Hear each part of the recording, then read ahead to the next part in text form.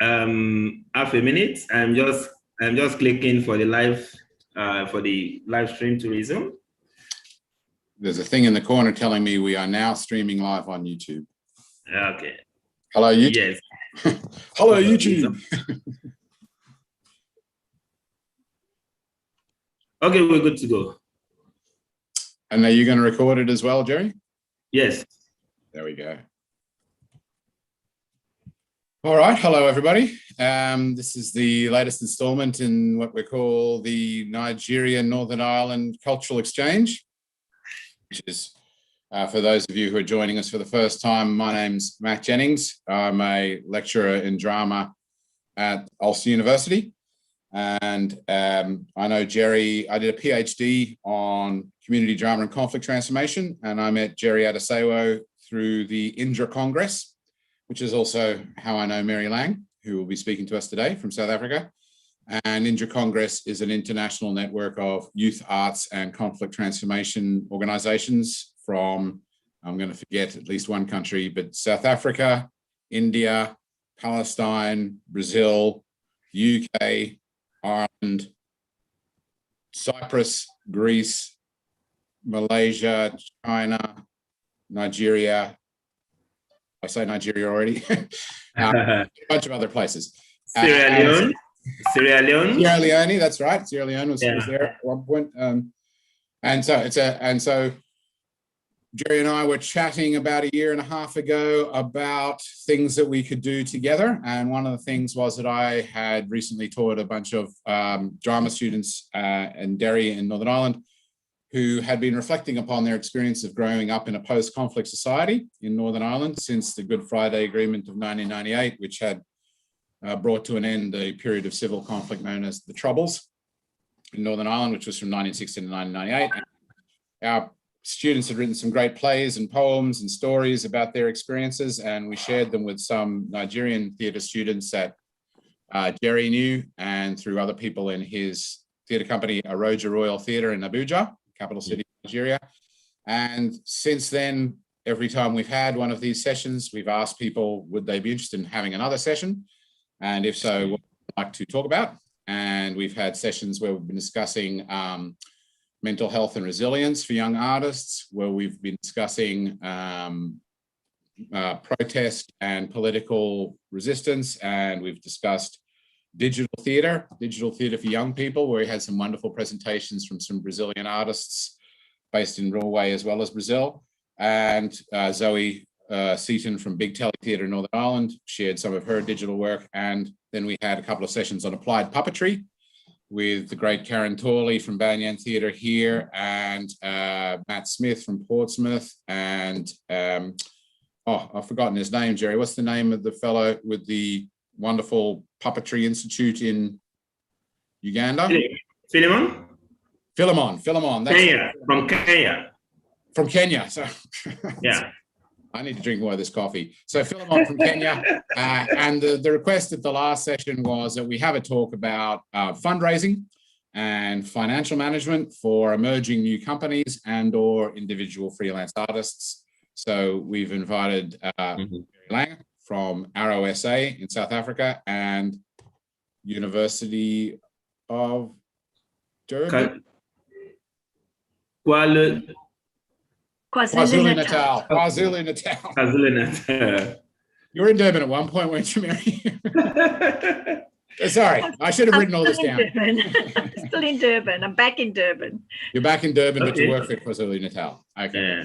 Yeah. And Max Beer, who was formerly the head of development at the Playhouse in Derry and is still working with the Playhouse and many other organizations as a freelance fundraiser, including an international collaboration with a group in Nairobi recently. And then we also have Wole, well, we may have Wole joining us to talk about fundraising from a Nigerian perspective. Is that right, Jerry? Yeah. Jerry, you want to introduce yourself and say a few words before we start to talk to Max? Oh, great. Yeah, thanks. And thanks, Matt. And welcome, everyone. My name is Jerry Adesewo. I run the Aroja Royal Theatre.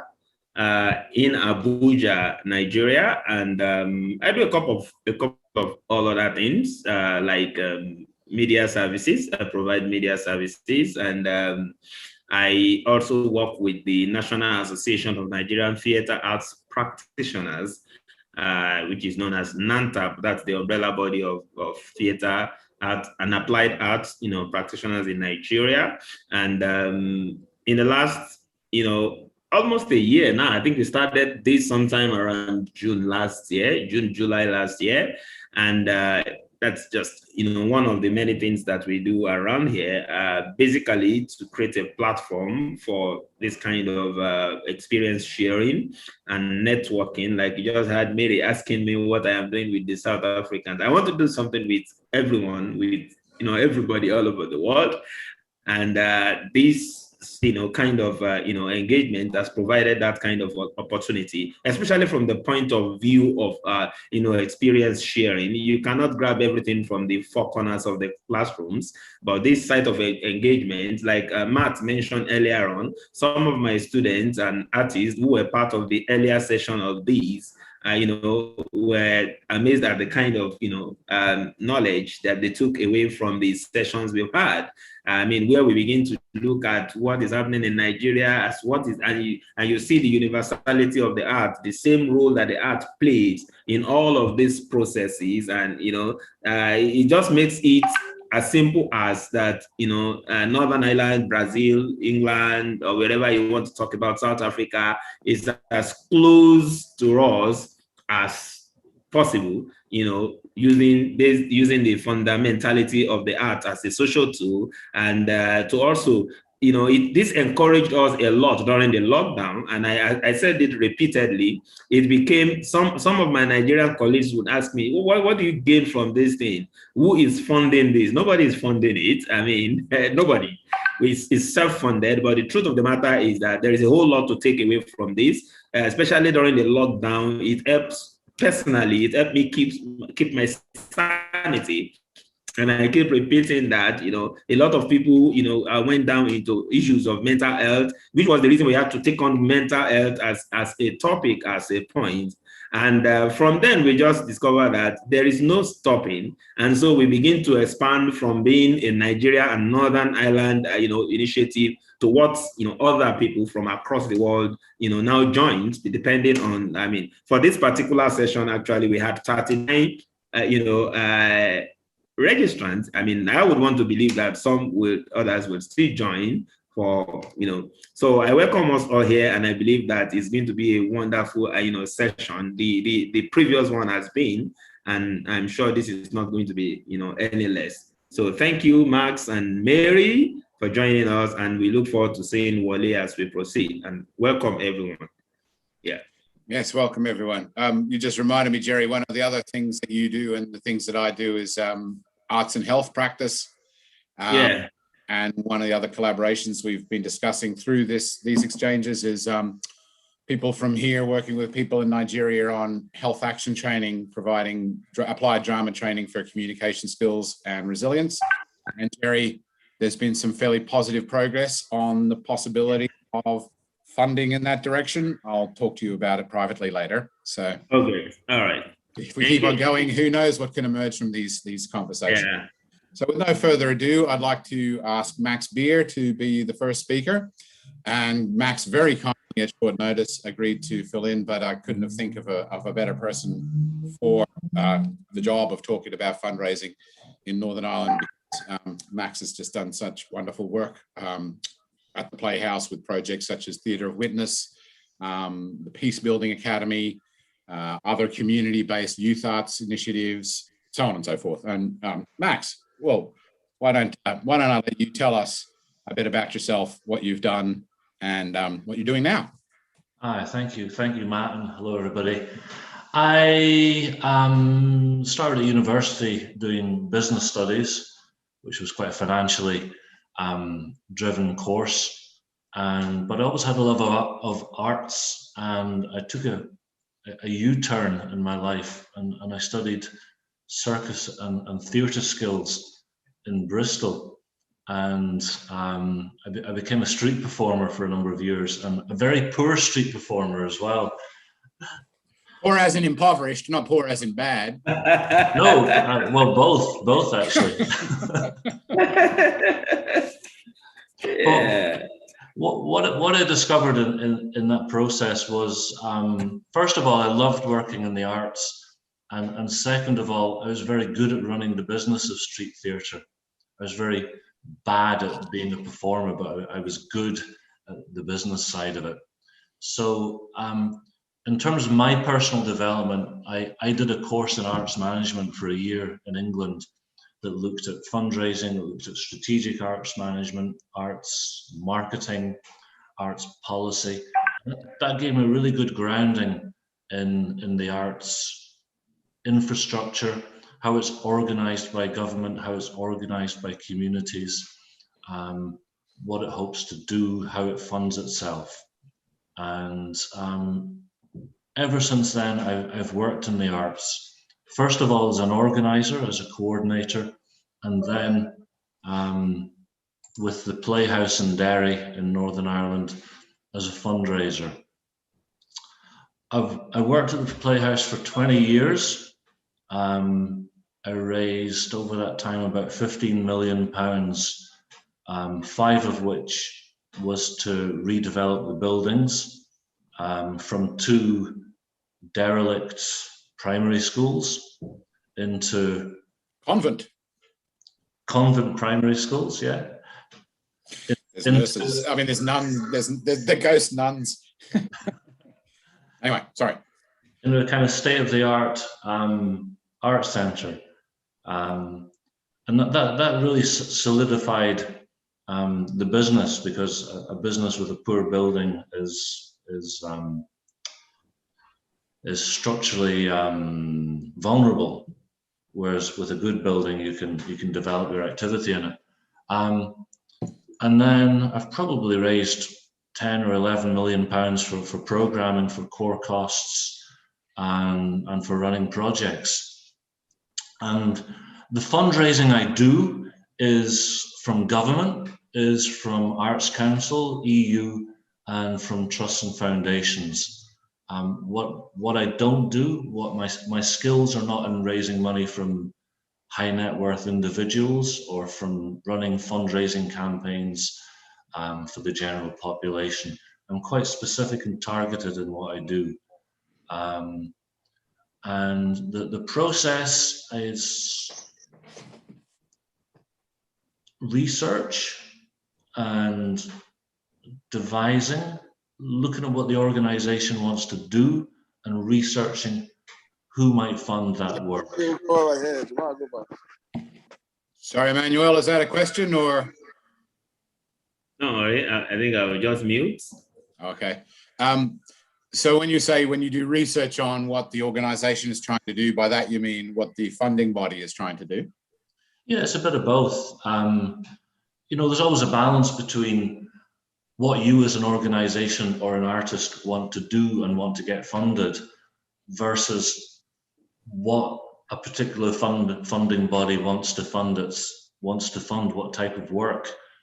I always say that there's no use applying for apples if the funder will only fund bananas. You know, that's a very simple analogy. But if you're fundraising for something that the funder doesn't want to fund, you have absolutely no chance. So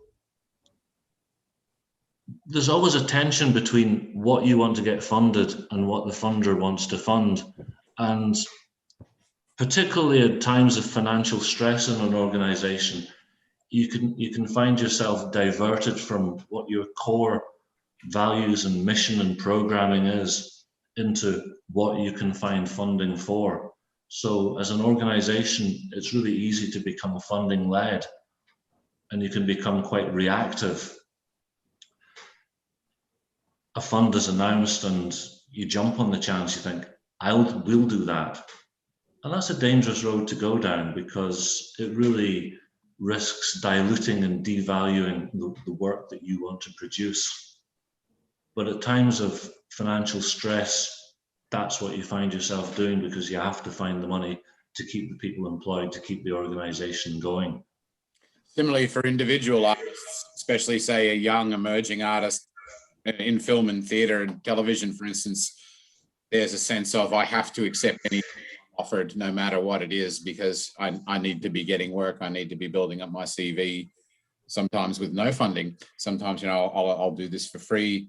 And there is, as you say, the very important, it's very important to stay true to what it is you want to do, who you are as an artist, etc., and also who you are as a human being, so you don't end up in a situation where you're being exploited or manipulated in your attempt to build a career, isn't it?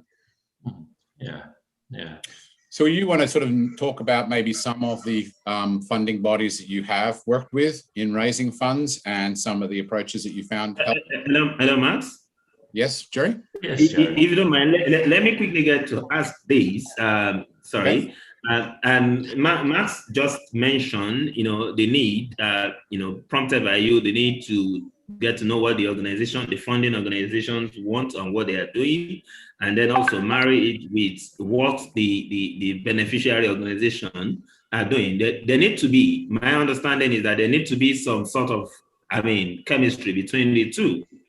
So, as in, you know, you have what they need, and they have the funds which you need. However, my question is, in the course of fundraising, have you ever had a situation where you get to convince the funding organization to fund a project or an idea that is not originally within their, you know, how do I put it now?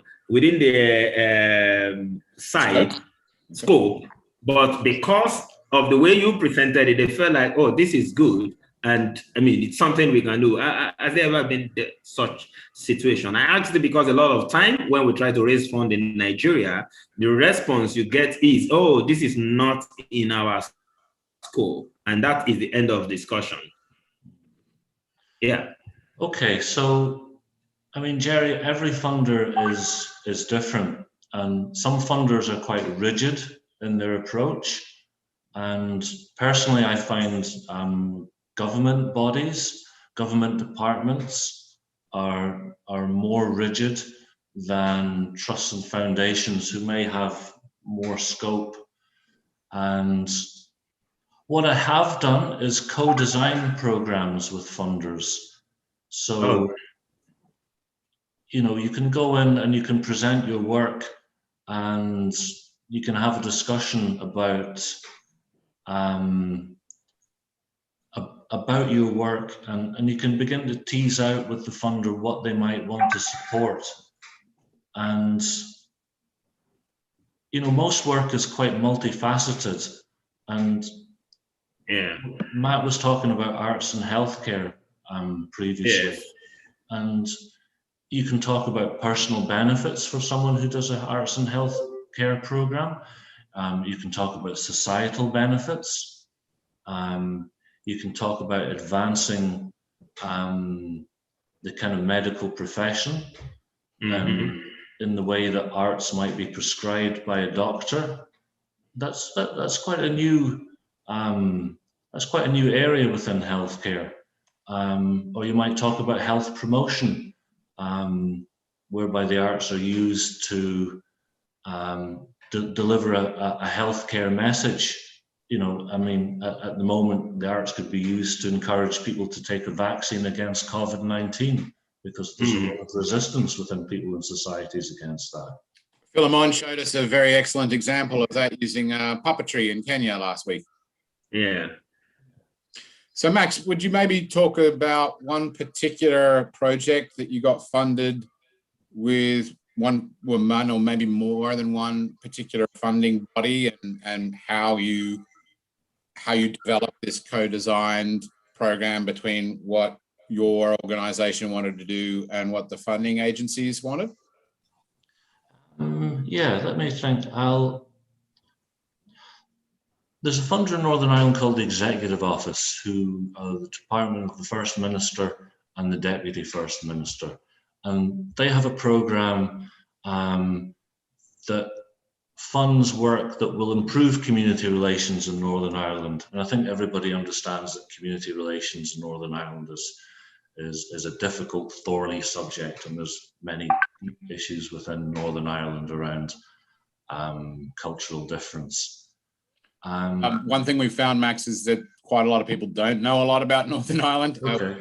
Discussion about conflict transformation, so on. It was quite educational for people in Nigeria and other countries who didn't know it. But essentially, there's conflict between unionist communities that are predominantly Protestant, but it's not really about the religious difference. It's about wanting Northern Ireland to stay a part of Britain, part of the UK, and nationalist communities who are predominantly Catholic, who want to reunite with the rest of Ireland. So, and there's, even though the armed conflict has essentially been on a long-term ceasefire since 1998, there's still tension, there's still segregation between British Unionist communities and Republican Nationalist Catholic communities. Different, they have separate schooling, separate housing, etc.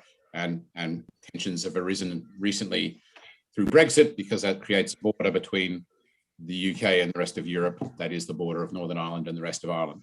So just to give that context. So Max, you're talking to us about how an executive office of First Minister and Deputy First Minister, which is the Northern Ireland equivalent of a Prime Minister and Deputy Prime Minister, who in Northern Ireland since the Good Friday Agreement are required to have a First Minister from the majority Protestant party and a Second Minister from the majority Nationalist party, until the nationalist vote becomes higher than the unionist vote, in which case that switches. But they are two opposing sides that were in armed conflict with each other during the Troubles, are required to govern in coalition together. And they have the one office together for funding called the Executive Office that can fund programs to improve relations between communities. So sorry about that, Max, but you want to talk about the project you got funded? On a long-term ceasefire since 1998, there's still tension, there's still segregation between communities and Republican Nationalist Catholic communities. Different, they have separate schooling, separate housing, etc. Why am I hearing myself again? Anyway, sorry, Max, carry on. Matt, that was a brilliant summary. Oh, thank you. Well, yeah, I'm talking about it a long time. And I've been here for 21 years. In case anybody thinks I'm a blow-in who's talking about Northern Ireland, I have been here for 20 years. I have a wife and kids, and I've been doing a lot of research and a lot of work in arts around it. So Max, so you were going to the Executive Office for some funding for which particular project? For, well, the first year we applied for one of our artistic director at the Playhouse's ideas, which was around working with Field Day Theatre Company. Field Day are a very famous Irish theatre company who have very strong roots in Derry and Northern Ireland, and that application failed. So that was unfortunate. This is an annual application, so every year it comes out and you reapply. Second year, I applied, and I'm just going to share a screen if that's all right, and I'll show you a bit of the application. Jerry is co-host. Can you share screen? Right away. Yeah. You able to share a screen there, Max? Have you got the little share screen tab at the bottom? Yeah. You are co-host. He's co-host already. Okay. I think I have. Yeah. I think you are co-host already. I added you immediately. You came in. Thank you very much. Yeah. Here we go. Let's share this. This was the second year application. And this is just one of the questions. It's asking about the evidence of the need for your project. Why is the project needed within society?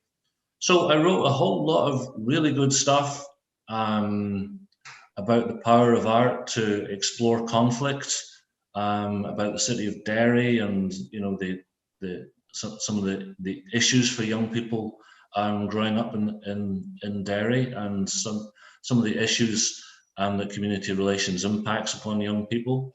But again, it didn't succeed. It was a failed application. And then Sorry to interrupt, Max, but would I be able to ask what was the grounds of rejecting the application? They say were the reasons they weren't going to fund it? I didn't score highly enough. They weren't particularly helpful or or specific on that occasion. But what I did after year 2 was I went along to the roadshow. So the funders have a roadshow in advance of applying, where you go along and they present about the fund, and they present about really what they expect to see in an application.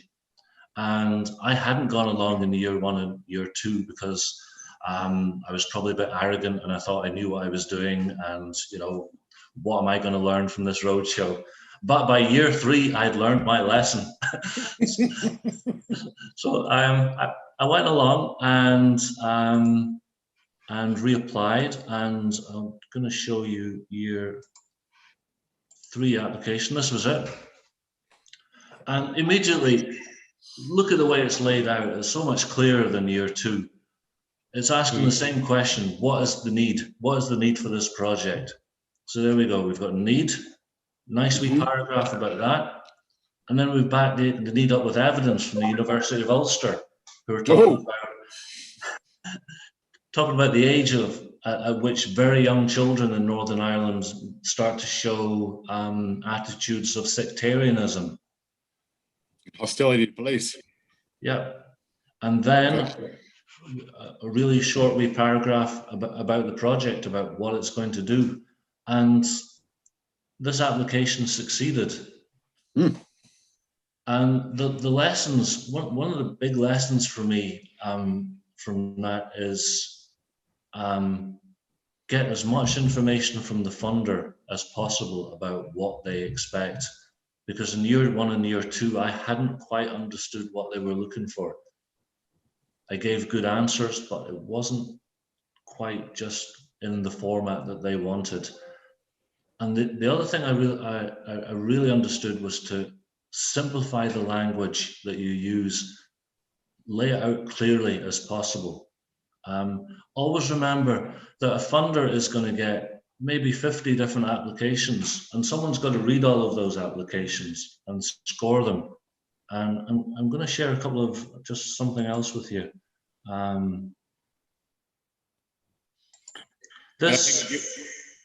think what you were going to say there is they have to read through 50 applications, and they might not have a lot of time, so they scan over them to see if it's matching all their criteria, and if they can't immediately see that, it's more likely to end up on the discard pile. Yeah, and you have to write in language that people understood. This is from an application that was written by a Portuguese partner for a European culture application. I'm just going to read it to you. Now, the guy that wrote this is Portuguese. English isn't his first language, so I'm really impressed with his ability to write in a foreign language. Sophisticated prose. But he says the executive boards of the municipality, alongside other local agents who are in dialogue with associations and figures related to these issues, have deemed it necessary that within the city and its surrounding territories, there be structures which allow for the growth of artistic projects and artists who base themselves in the area. This is being done mainly through the creation and the availability of spaces and equipment which allow for artistic residencies to be held and which connect to local communities to the artistic projects and events who blend art within society. Now, this morning I wrote this, which I'm going to share with you. The local council are providing studio spaces and resources for artists whose work addresses social issues with surrounding communities. I think that says exactly the same thing. Yeah. Now, if you're a funder and you're scoring an application, number 1's going to go in the bin, really. You don't, because there's pages and pages of that stuff. Whereas number 2, easy to understand, and has a much better chance of success. So similarly, sorry to interrupt you, Max, but similarly, I'm just conscious of the fact that when we were asked to hold this session, people were saying, and also for freelance artists or as well as arts organizations. So similarly, I learned through practice like yourself, the art of applying for particular kinds of jobs as an individual, and how if they have a set of criteria of the kind of person they're looking for, desirable criteria, essential criteria, that if you start by copying and pasting those criteria step by step, and then answering each one of those criteria as briefly and succinctly as possible, two clear examples of here is how I match these criteria. I went from writing job applications that would be similar to the wonderful prose and the essays that you were showing us before and wondering why I wasn't getting shortlisted for interview, to saying, you're looking for somebody with teamwork skills. I have teamwork skills. My evidence is I've been working in 20 different theatre companies in 7 different countries and 5 different universities in which teamwork was an essential element. Clear, succinct, matching their expectations. So it's the same principle then, yeah? It's exactly the same principle, yeah, yeah. And it's a really good technique. Just write down a few words from their question, cue, and then answer underneath and write your answer. Just make it so simple for somebody to understand and to score. Use the same language they use. And I like the fact that you talked about co-design, so developing a relationship with a funding body. I remember I saw the Australian theatre company and community arts organisation Big Heart. We're talking in Rotterdam at the International Community Arts Festival in 2017, I think it was.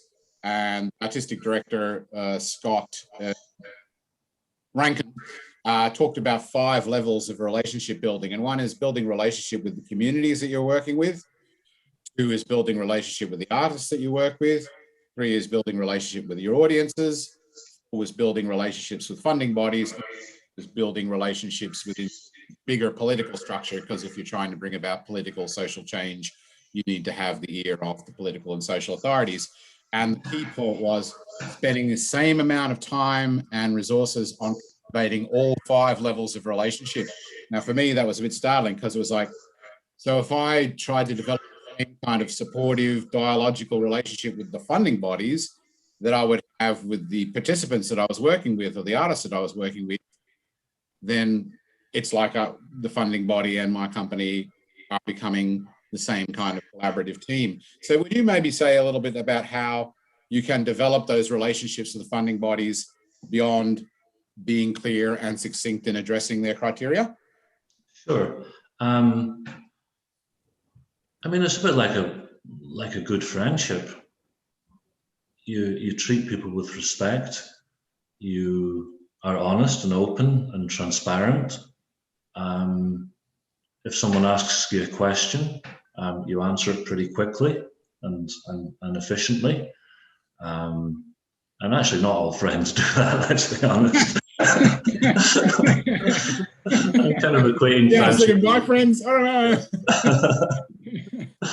But that's an interesting idea, that idea of cultivating a relationship with a funding body that has elements of friendship or perhaps respectful collegiality. Because I know myself and I know people often see the funding agency as a potential obstruction. They have the money, we need the money, why don't they just give us the money? As against, how can we work together to realize our shared objectives? You know, the other way of looking at it is, Matt, that the funder is, we've got the money, but we have to give the money out. So we have to find people to trust and to work with, people whose work we believe in, people who we know will spend the money in the right way, and people whose work has impact and value. So based on that premise, as long as either as an individual artist or as an organization, you have good governance, you share information openly and transparently and on time, and you're an easy person or organization to work with. June? Was that a question from Shun? No, Shun? Just coming in. Okay. So being an person to work with, Max. Also, there's this interesting, you were saying earlier about the importance of staying true to your mission and your values as an organization. I said your values as an individual artist. And how do you negotiate the possible tension between meeting the criteria as clearly as possible of the funding agency, and ways in which that might not necessarily correlate 100% with your own mission? I think part of it is about the language that you use. If you're writing a funding application, or if you're talking to somebody, you know, there's many ways to describe the work that you do. So it's finding a language that will describe what it is you want funded in the way that matches as far as possible with what the funder wants to fund. And you know, I'm not suggesting that you I've missed it. John? I think we've got a rogue microphone on again, Jerry. John. Yeah, John. please go ahead. Okay, carry on, Max. I'll give the example of the redevelopment of the Playhouse building. Okay. 2 buildings, they were of historical value. They were a tourist destination. They're an arts building.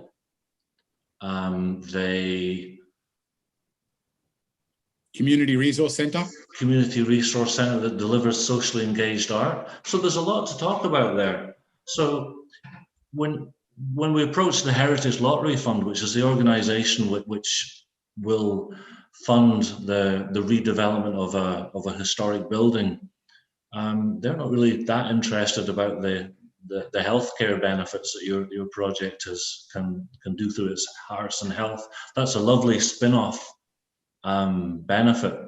But they're interested in hearing about heritage. The tourist people are interested in how many tourists are going to come to the city to come and see the shows that are in the building. So it's about taking all the different stories of your project or what you do and showing the different faces of that project to different funders. I mean, similarly, I guess if you're approaching an art body, you would say, here are all the wonderful outcomes from our arts and health projects, and we need a safe, secure, structurally sound building to do that in. So, Max, you mentioned to me the other day that you had recently been involved in a project with the company Dumbworld, who is, I know, do music and film production, and how you'd collaborated with a group of people in Nairobi in Kenya. Would you be able to tell us a little bit about that? Because that international collaboration and international fundraising, I think, is very interesting to our listeners. Sure. Us. Yeah, I've been. I changed jobs recently, and I've been working for Dumbworld for I think 5 weeks now. And one of the projects that they are delivering at the moment was not a project that I fundraised for. Somebody else did. But it's a really interesting project. It's funded by the British Council, and they will fund a lot of collaboration between different countries, Britain and well, this particular project is they are funding, I think, 12 organisations in the UK to explore climate change, and Dumbworld applied with I think 2 youth organisations in Nairobi in Kenya to do a collaborative project. Dumbworld are musically based and compose community operas is one facet of the work, and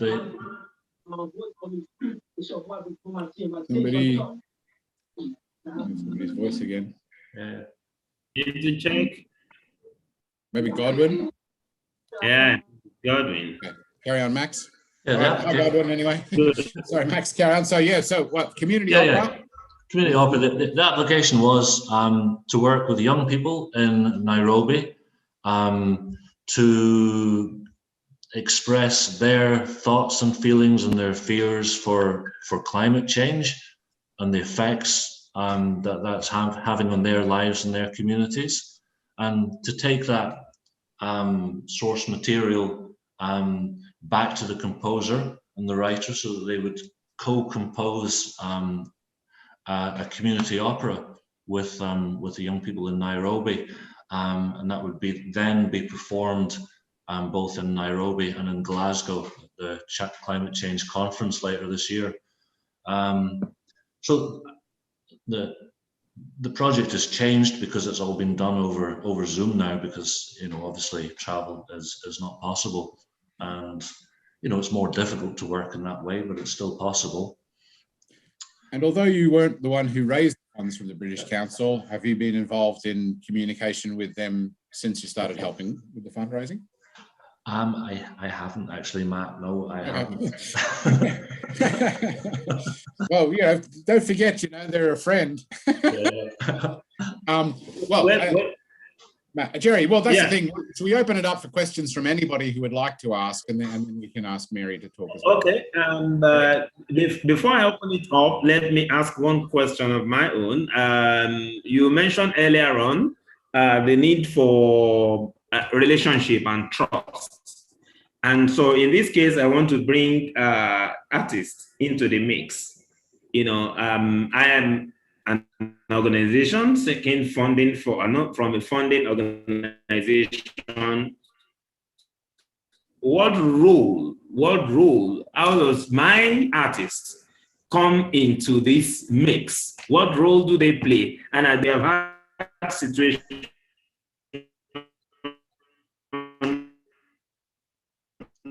where in the course of looking into your proposal, reach out to some artists within the. Hello, Matt. Am I audible? Up a bit. Oh, great. So I just. Okay, so you have a short version of the question? Yes, short version of the question, in the sense that, so what role does the artist from my end now play?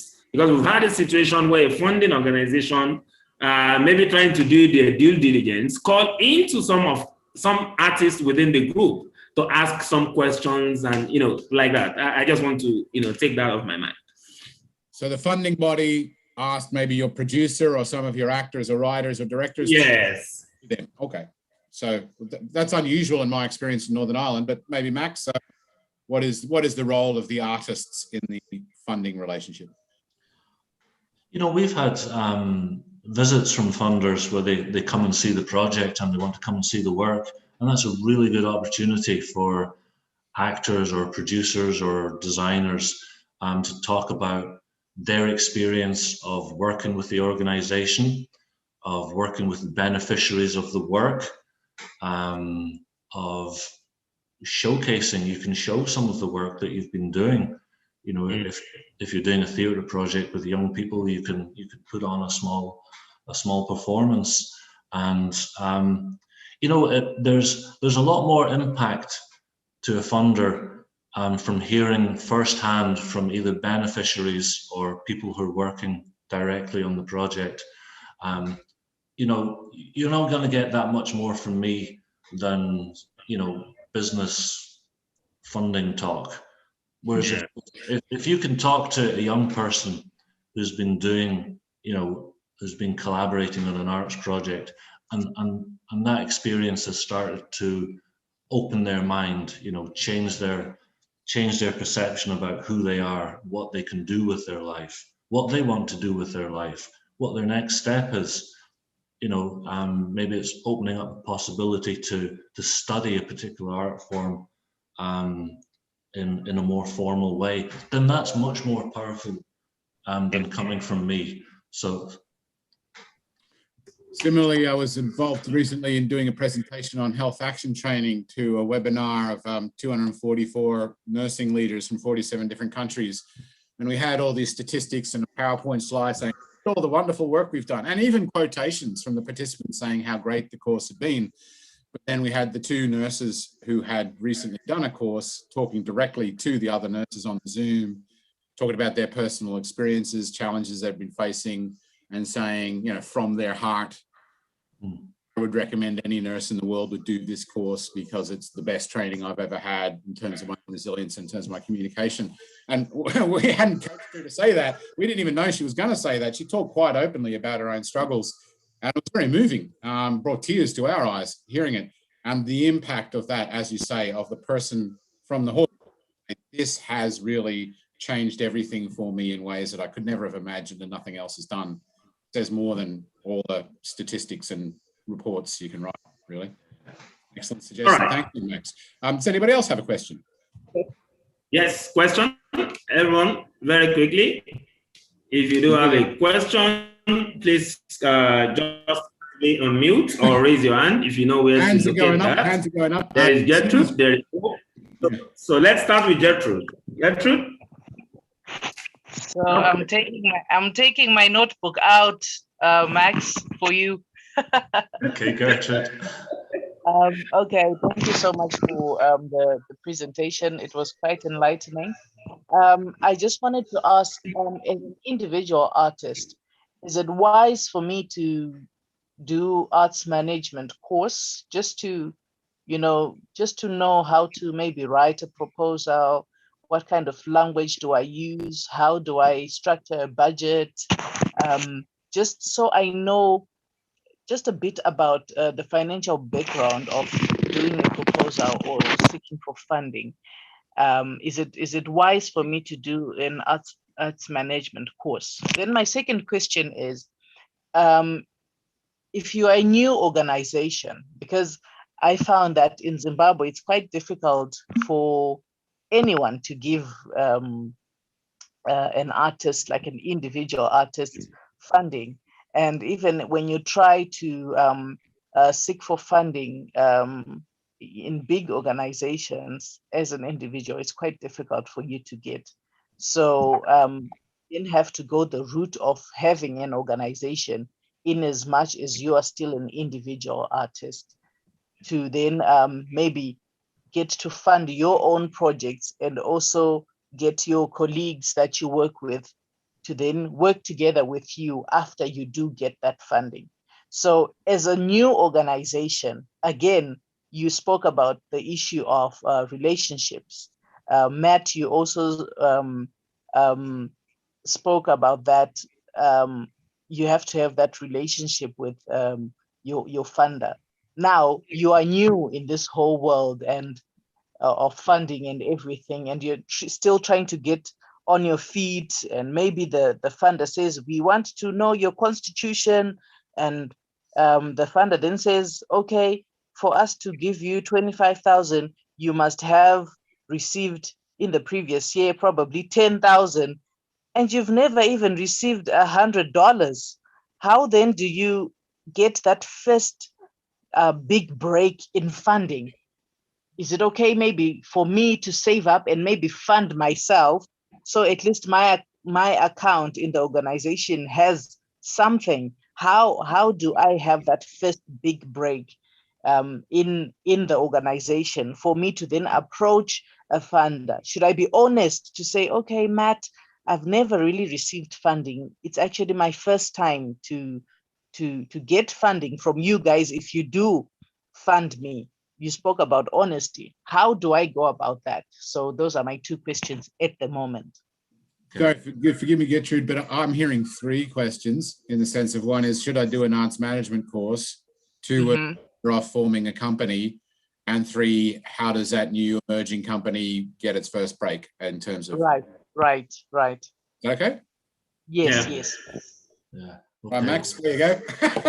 Thank you. Gertrude, excellent questions. Is it worth doing an arts management course? It's certainly worth training in the skills of financial management and finding out more around the funding landscape that is within your locality, and is worth developing the skills of, like I was saying, of writing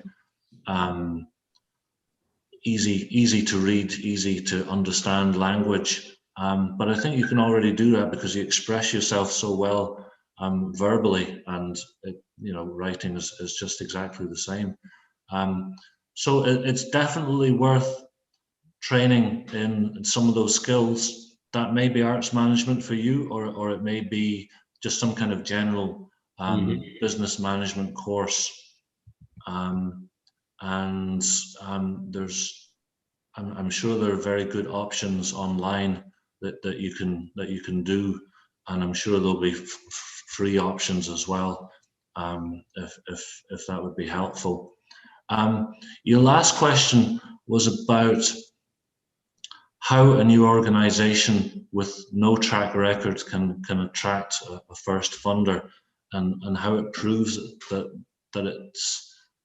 it's well governed and is a credible organization. And that's a tricky one.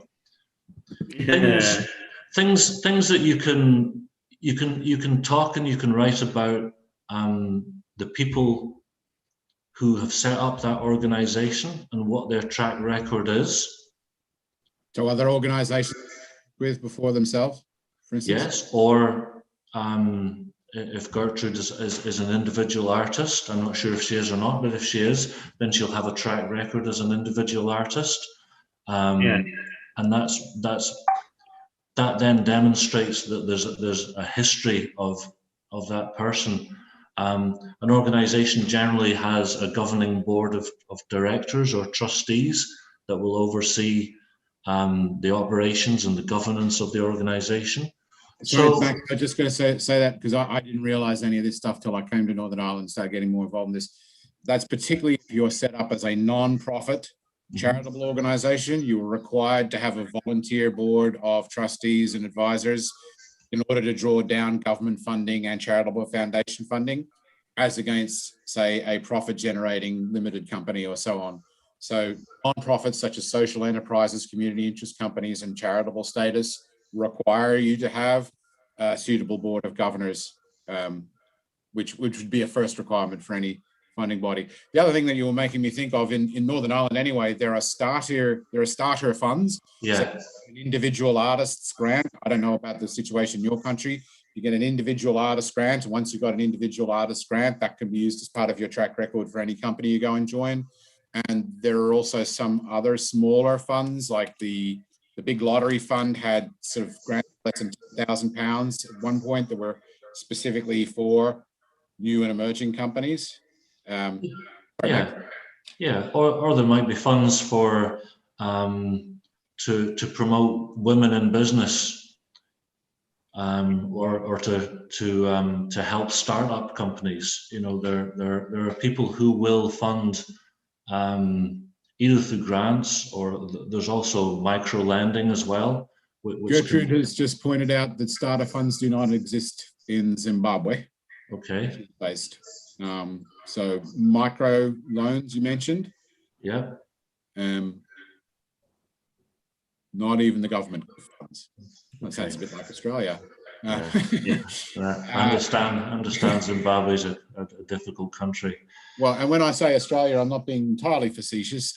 There are some major major arts organisations that do get funding, but if you actually look at the spread of funding per capita in Australia, Australia has the lowest level of per capita funding of any other country in the Western world. And so one of the things that we had to do when I was starting out was basically put on our own shows at our own expense in local pubs or church halls, wherever it was available for free, and build up a kind of a CV of productions, get reviews of shows you've done, invite funding agencies along to come and see them, et cetera, so that, and as you say, if your government isn't providing funding, then one of the things that I did in independent theatre in the 90s was invite international representatives. So if we were doing for instance, at one point we did a production of a couple of plays by Rainer Werner Fassbender, and we invited the Goethe Institute along because we were more likely to get funding from the German government in terms of their cultural expansion, cultural outreach program than we were from the Australian government. So they're just some possible options. And Jerry said the government doesn't give in Nigeria as well, or none that I know of. Charitable foundations would be an option for you, Jerry and Gertrude, maybe even international non-government organizations. Max, you've had experience with international non-government organizations, haven't you? Yeah, I have. There are definitely international organizations whose remit it is to improve the lives and the economies and the social fabric of countries in Africa. And with charitable foundations like Esme Fairbairn and Paul Hamlin and Callisto Gulbenkian, would they be active internationally, I think? From memory, Paul Hamlin is, but in India.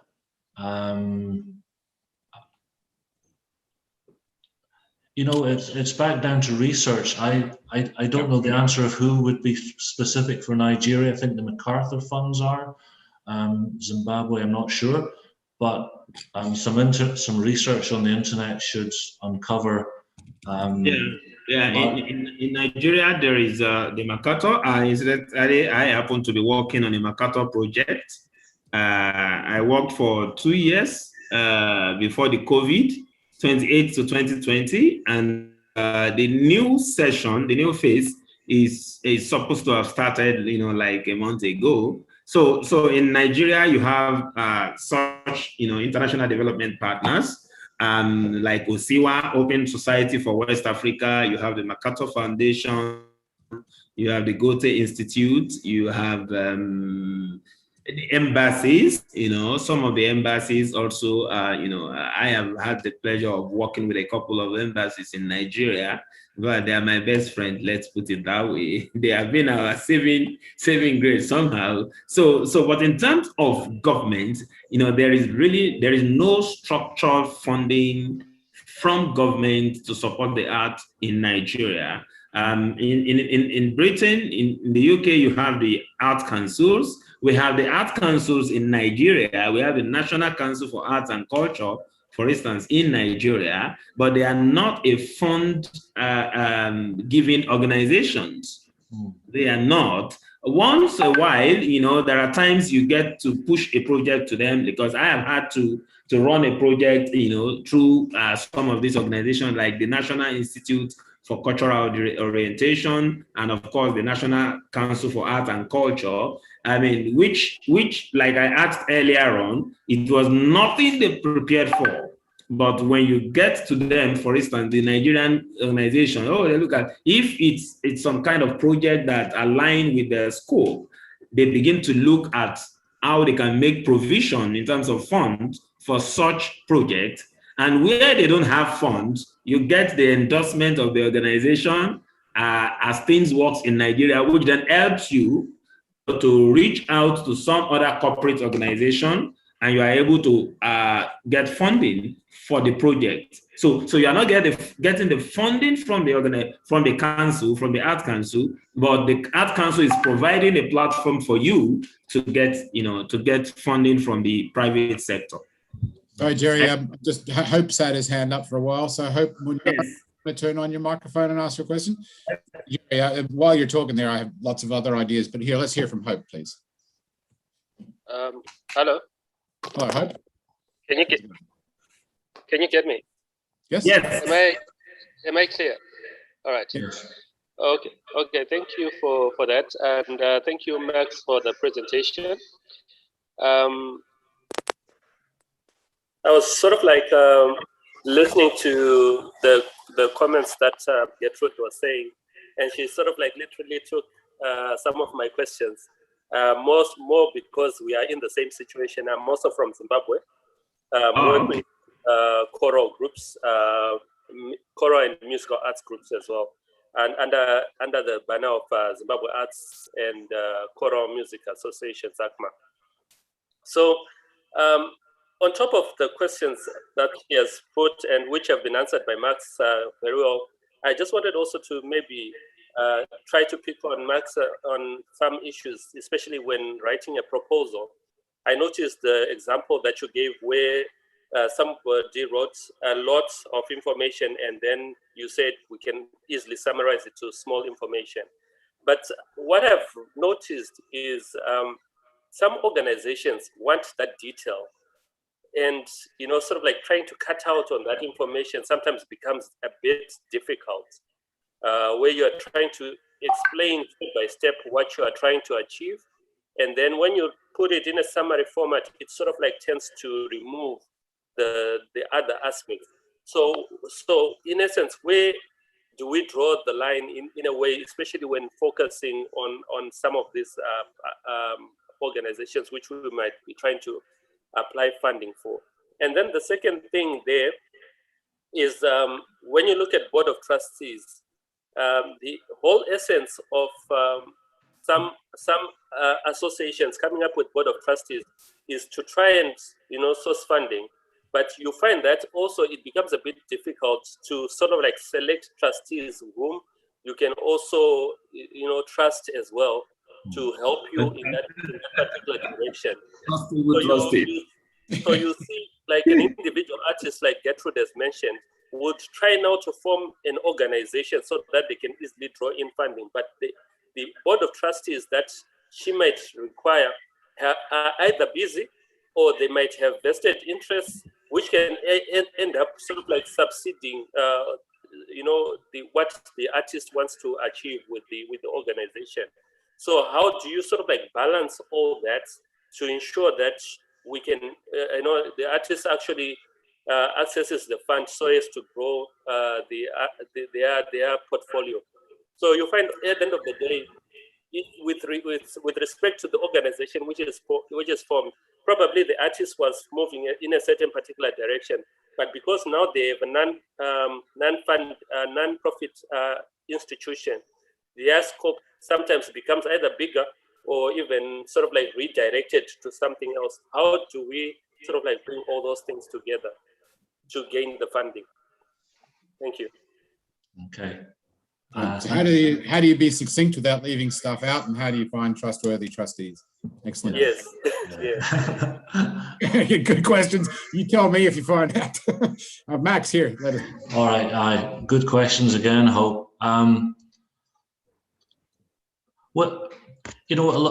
lot of the funding applications I write have word limits. So for a particular question, you only have 300 or 400 words with which to express what you want to tell the funder. So in those cases, you are absolutely forced to summarize and to really distill the essence of what you are trying to communicate down to a very few words. One of the things I find helpful is I have a critical friend who reads a lot of my funding applications, and they will come back with comments and feedback, and the person that does that she's on the money all the time with that. She's very, very good. And she works in the arts sector as well, so she has an understanding. But it's also really useful to give the application to someone who has no knowledge about what it is you are applying for. And they will quickly tell you if they understand what it is you're trying to communicate, and if they understand the steps of what you're trying to do. So that's one thing I find really useful. In terms of Hope of getting enough detail and not summarizing too much, you just have to take a judgment yourself. What often happens is that when you're writing an application, you're so involved in the project that you may well go into too much unnecessary detail that someone reading it doesn't need. So always try and put yourself in the shoes of the person who's going to be receiving and reading what you're writing.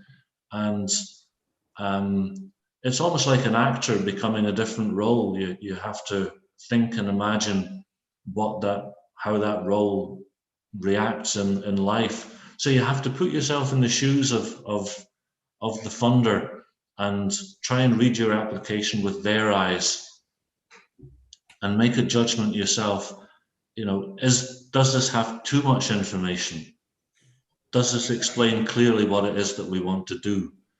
And it's important to prioritize as well. So for instance, if I've done like loads and loads of things and I'm planning to do loads and loads of things, looking at their criteria, each point I want to make in as few words as possible. I put the one that matches the funder's criteria at the top. And then if I've run out of words, then the stuff that I would want to have included is possibly not as urgent. That's great, Max. About trustworthy trustees. Any tips? Trustworthy trustees. That's another whole conversation, actually. I think here, and actually, I'm very aware of the fact that we're kind of going over time, and it's Mary's turn. So I would just like to thank Max, and maybe Mary's going to talk about how you get together a board of governors that is based on trusting relationships. But thank you very much, Max, for your wonderful contribution. I know it's been extremely valuable and useful for me, and I hope it's been valuable and useful for other people.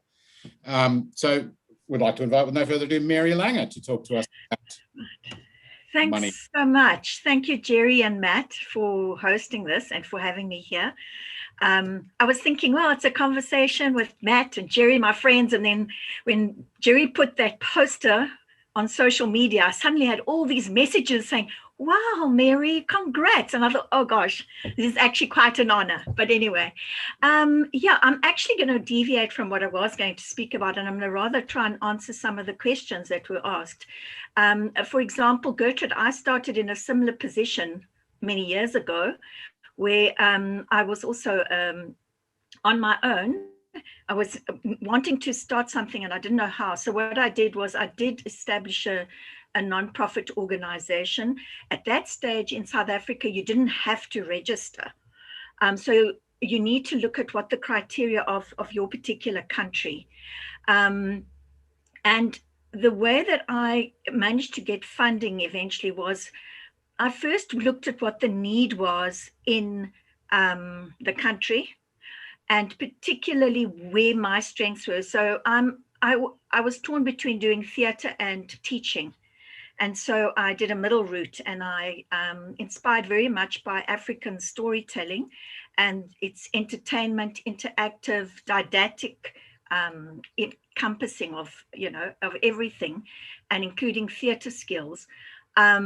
And having theatre training and trained as a drama and education teacher, I then went going to schools, finding out what they needed in their curriculum, how I could supplement the curriculum. Now, I don't know if that's possible in Zimbabwe, whether I went to private schools as well, because I had, as soon as I qualified in theatre practice, I then went and taught in a private school that was integrated, even though it was apartheid.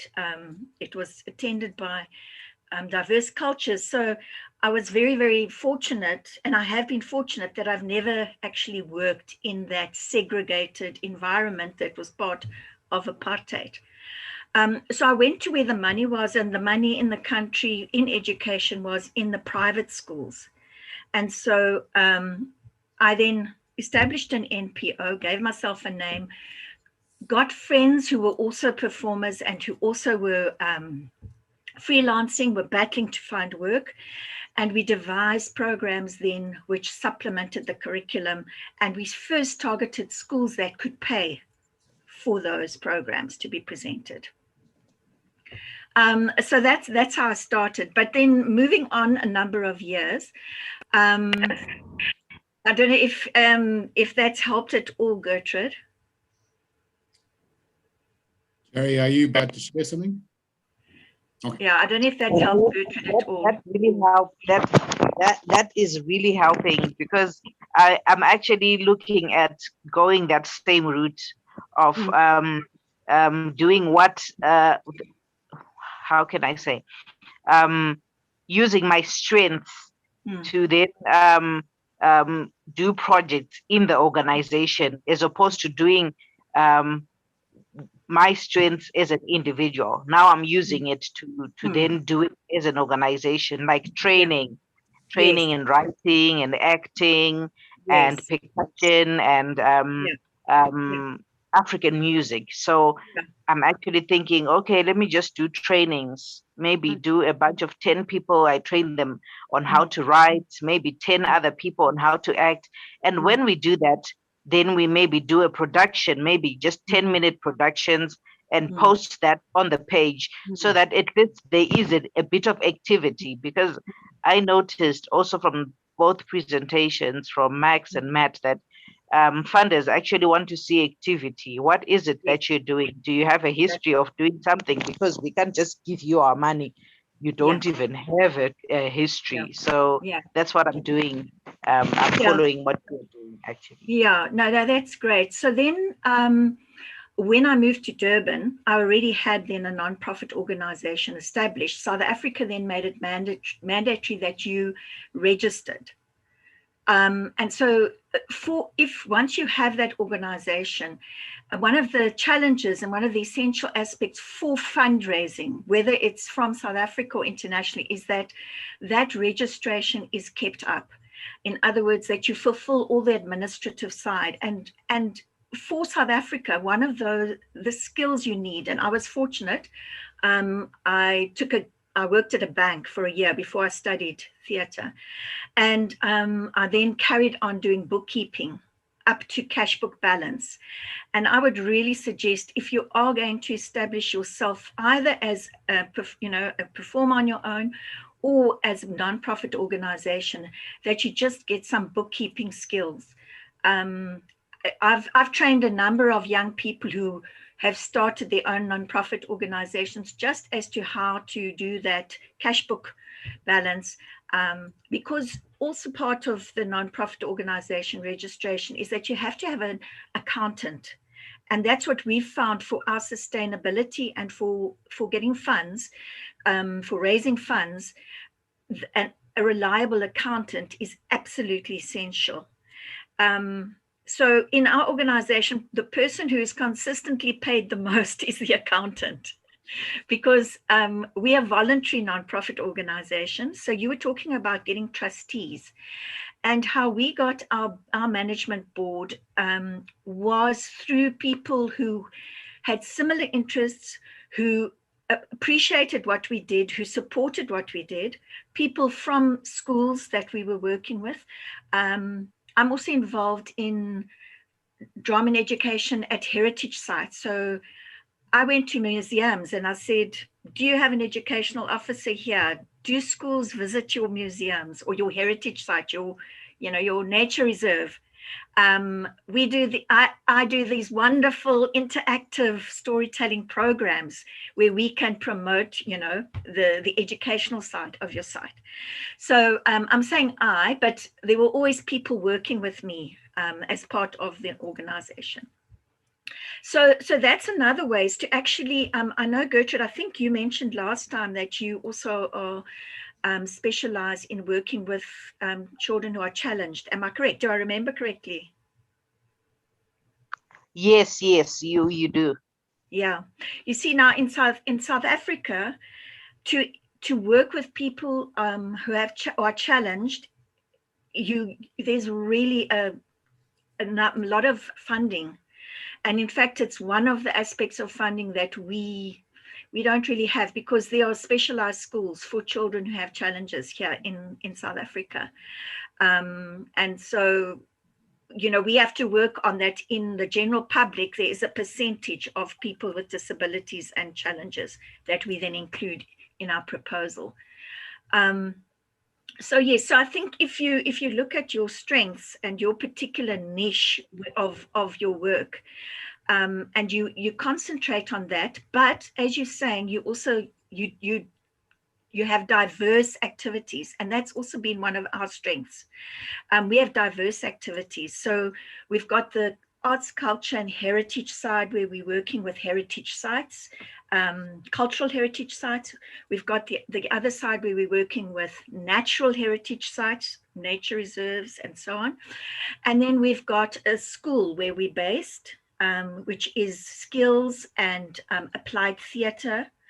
And the other aspect, at a certain point, I was invited to coordinate an international project, different funded project in Durban. Sorry to interrupt, Mary. I'm just aware, well, some people I know including me until a couple of years ago, wouldn't know what DFID means. So that's the Department for International Development Yes. of the United Kingdom, isn't That's it? it. Yeah. Which has So- just had half of its funding cut by the Boris Johnson government. Yeah, so that was actually initiated by the founder of the Indra Congress. At that stage, the organization was called Arrow. And the very big difference between that international funding and most funding that we find in South Africa and probably Africa is that it was very much context-based. So we were said, here's this funding, this is our, the aim is arts for reconciliation, arts for peace, but you can find the community that you would like to work with, and you can then devise the program, and we will meet sometimes. And at that point, we then identified a school that had the most diverse, culturally diverse learners, and also that was in the city, and not for privileged learners, which is quite difficult, especially at that stage in South Africa. So when that DFID funding finished after 4 years, the school where it was based, because they had no drama in their curriculum or anything, they asked me, please, would I continue with the project? And so Gertrude, at that point, so what I'm trying to show is that it was through networking, through sometimes doing things where I didn't get any money, sometimes doing things where I did get money, but focusing on building networks. So a number of young people, students, had helped with that project. And I invited them for us to merge the nonprofit organization that I had and this Arrow project, and to find a new nonprofit organization. So what I'm trying to say is it was small beginnings with just me, just like you want to do, but it has developed into a firm organization that's able to now get consistent funding, sustainable funding, and that has got a board which is made up of people who have walked the road with it, and so they are reliable. The advantage of having people on that board who actually have full-time jobs means that they are not paid for their role on the board. So we do rely on some form of goodwill, but those people are also putting it on their CVs. And they're also getting kudos if they link to the university or wherever for being part of this community-based nonprofit organization. The other thing that somebody asked was, it's just linked to writing the proposals. What we've found is the most important thing, even before having a good idea, is that you have all your paperwork in line, that you've got all your ID, copies of your IDs, that you've got your registration constitution, that it's updated, and that you've got references. And again, that's important from the networking, and that you get that paperwork long before you're actually going to submit that proposal, because some people take very long to send you, and you ask for more references than you actually need. So if somebody doesn't actually submit it, and then as far as the activities go, I think it was Hope who was speaking about that. What I found is that if I relate the rollout plan to the budget, then I have a lot of clarity as to what I'm doing, and that the funder has more clarity as to what is going to happen. So when the narrative part of the proposal is written, it all links very strongly to the rollout plan, which links very strongly to the budget as well. Another mistake we made in the beginning was trying to apply for the highest amount that they gave, and so creating this very complex, multi-parted project. So what I've learned is that you rather have one focused, simple project. And that you ask for more than you expect to get for it, and that you will then usually get enough to make that project work. And then you can always, when that's successfully completed, you can then apply for the next phase, or, you know, the other, because, you know, when I think of Matt as well, when you start brainstorming, you know, then your mind just goes all over. We're creative people. So yeah, we got to actually rein ourselves in. The other thing I've learned is not to think, oh, I won't get that. I won't get that funding. I'm just an individual or whatever. To go into it with confidence, and you've got a much better chance. And you'll be surprised. I've been very surprised as an individual and within the organization of how we've got funding. And then with the relationships, what I do is, even before the proposal submitted, I contact the funders. I contact the person who's in control of the funding. I email them. I say, I just want to check this is actually, you know, what we're supposed to submit, and so on. It's maybe sounding a bit manipulative, but yes. And then I bug them. I mean, you know, if I haven't got that first tranche of funding, I'm on the phone or I'm on the email. So by the end of the project, they know who I am. They know who our organization is. And by the end, they are saying, and Mary, thank you. And now our next call will be soon. You can apply, please apply for the next one. Because I think what we need to remember is that how well we do with the funding reflects on the funder. So they are really reliant on us being, being consistent. And I think something Max said is very true, being transparent and being honest. If you can't find those beneficiaries that you said you were going to include, you know, speak to your funder and say, there's just not that many people online that want to be involved in this project. But there's a need in this direction. Could I divert some of the funds? In South Africa, it's not easy to digress from your original budget. I don't know what it's like in other countries, but if you say you're spending so much on refreshments, yeah, you've got to spend that much on refreshments. Mm-hmm. So for example, we're planting vegetable gardens now because it's going to end up as refreshments because we got too much money for refreshments for the one project. So yeah, you need to be creative. Mary, I was just going to sort of draw your attention to some other questions that have popped up in the chat box, okay. which you partly addressed and which some of which seem to be developing a theme.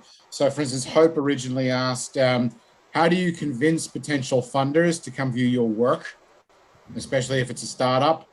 Sort of related, and one that you were sort of just addressing there by talking about basically bugging them as often as possible. But Gertrude also said, how do you develop a relationship, a transparent relationship with funders where I'm getting the impression that it's, you feel like you have to play the game to appreciate it for it. Also, Gertrude said, when looking for funding, who do you approach in their offices?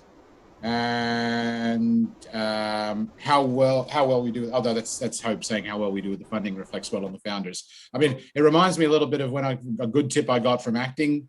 Don't forget, when you go into the room, the director is hoping that you're going to be the one they want to hire.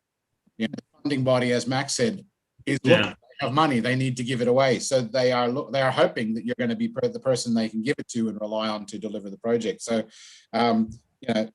in a sense, you should expect to be funded because you're delivering what they want and they want to give the money away. So those questions. How do we get people to come and see our work if they haven't seen it before? Who do we see when we're going to an office?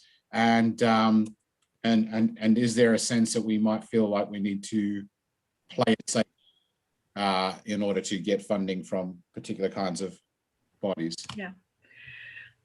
Well, for me, the person in the municipality, the first person I approached was the head of international government.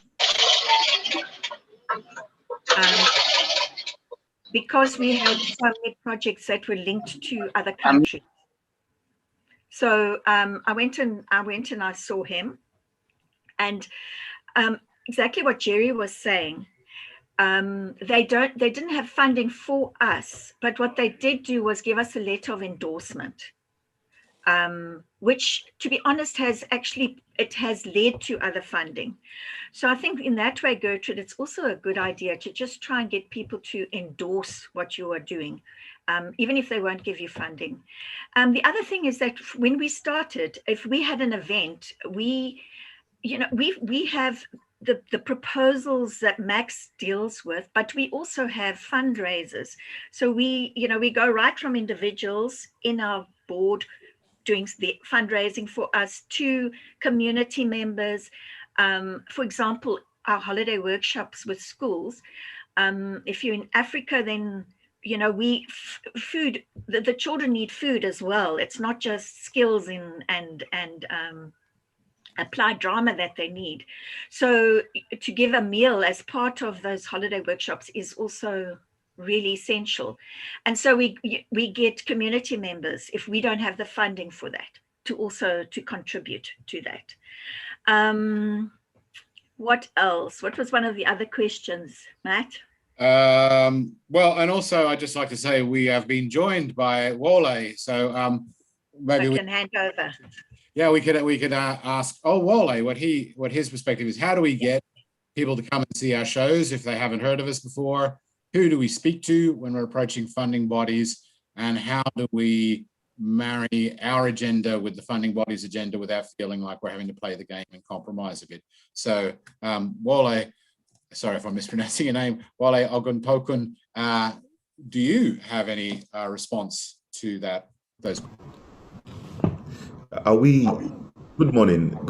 I'd like to apologize for this very late entry, but I'm in Canada right now, so the timing is, I thought it was the afternoon.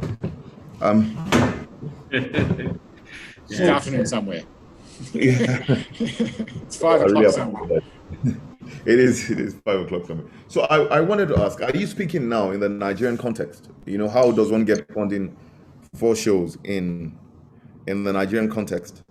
Well, the question is coming from Gertrude, who is, there's the question from Gertrude in Zimbabwe to Mary in South Africa, and also Max talking about Northern Ireland, the UK, and also Hope was asking his questions. Hope, sorry, forgive me, you're Nigerian based as well, is that right?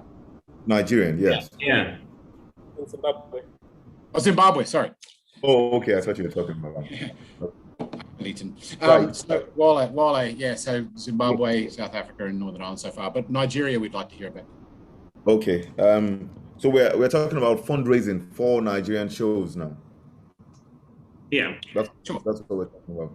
Yeah, well, tell us about what you know. Okay. Firstly, we've had some interactive sessions lately about this matter. About firstly, it's very difficult for the theater maker in Nigeria to find external funding for shows. Often, people like Jerry and I have to beg, borrow, and steal to make shows happen. The idea of having metaphorically steal.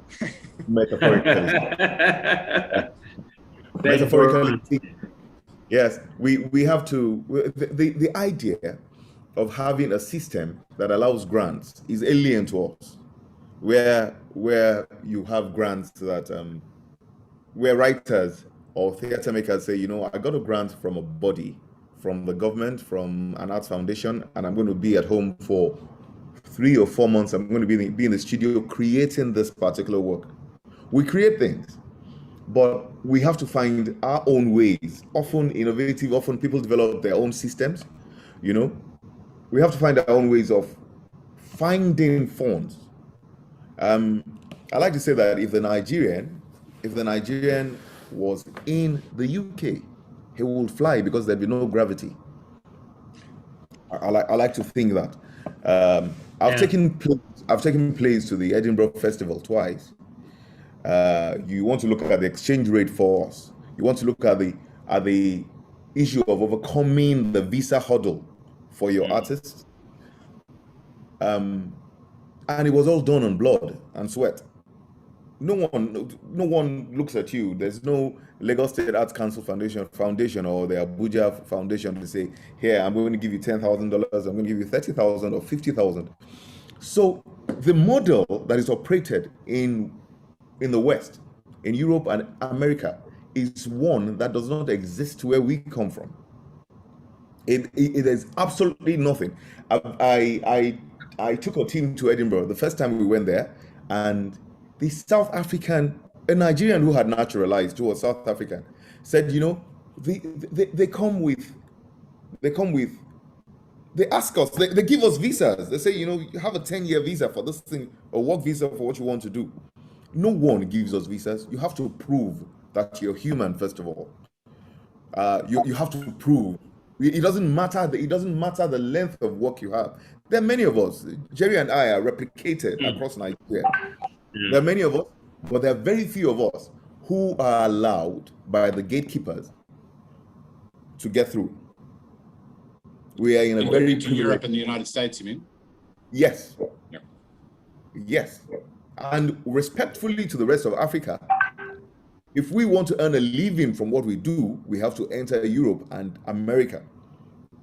If we want to be allowed on certain platforms, we collaborate with our people in Africa, but we have to enter Europe and America as well. That's where the gatekeepers are lodged, you know. So yeah. May I ask, Wole, sorry, Wole. So you're in Canada at the minute. Is that yes, collaborating on an artistic project in Canada? Yes, I have some work here. Which I had to get a work permit for and prove that I was an internationally recognized artist. That happened when I wanted to take work to America as well. I had to prove I was internationally recognized. Not recognized by my peers at home, but recognized by the rest of the world. Yeah, I'll give you a quick example. So I've directed a play at Shakespeare's Globe before, a Nigerian play. Thereafter, I got this great idea of going to Edinburgh.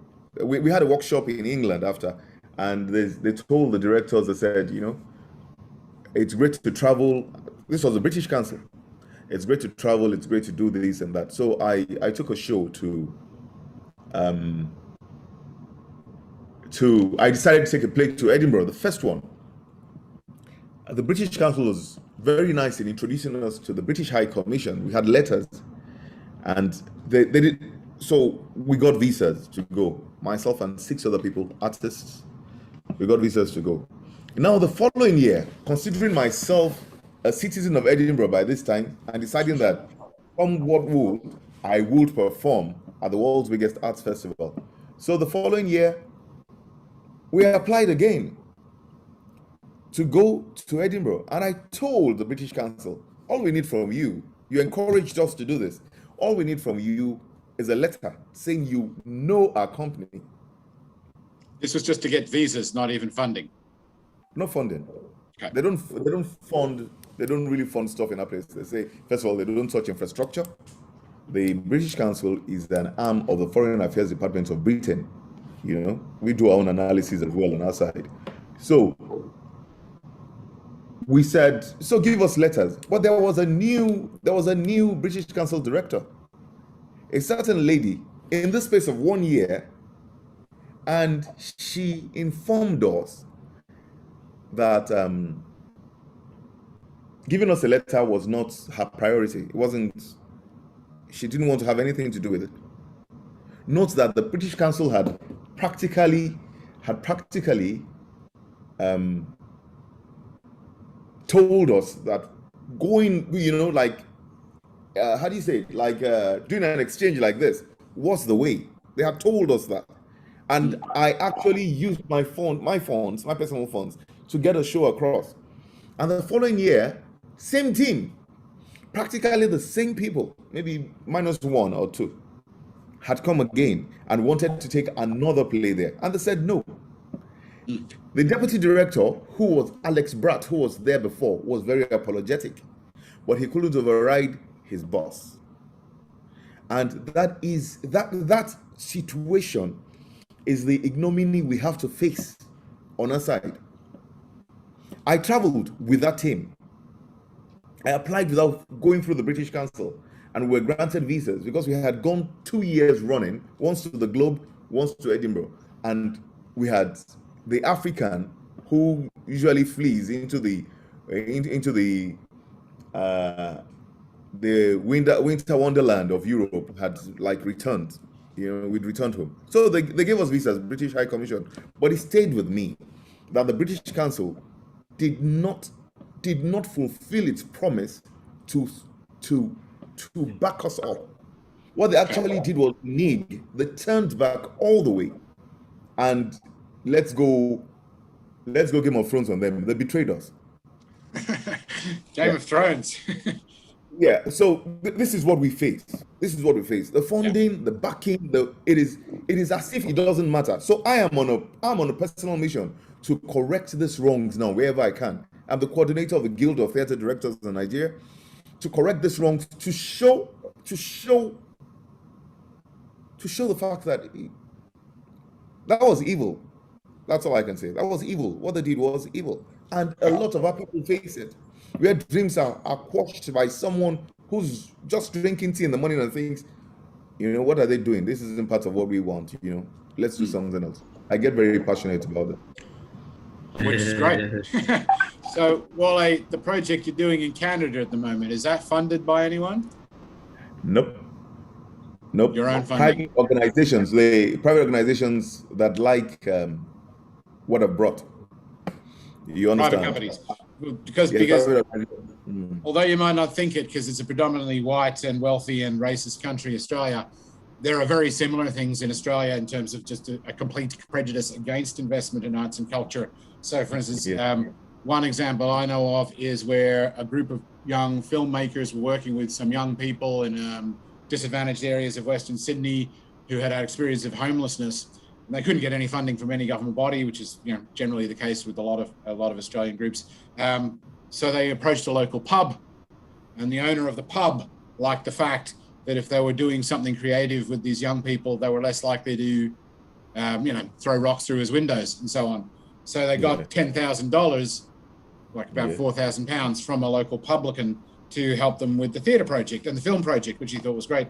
That ended up being an award-winning feature film that won more awards and took more money at the box office than any other film that year in Australia.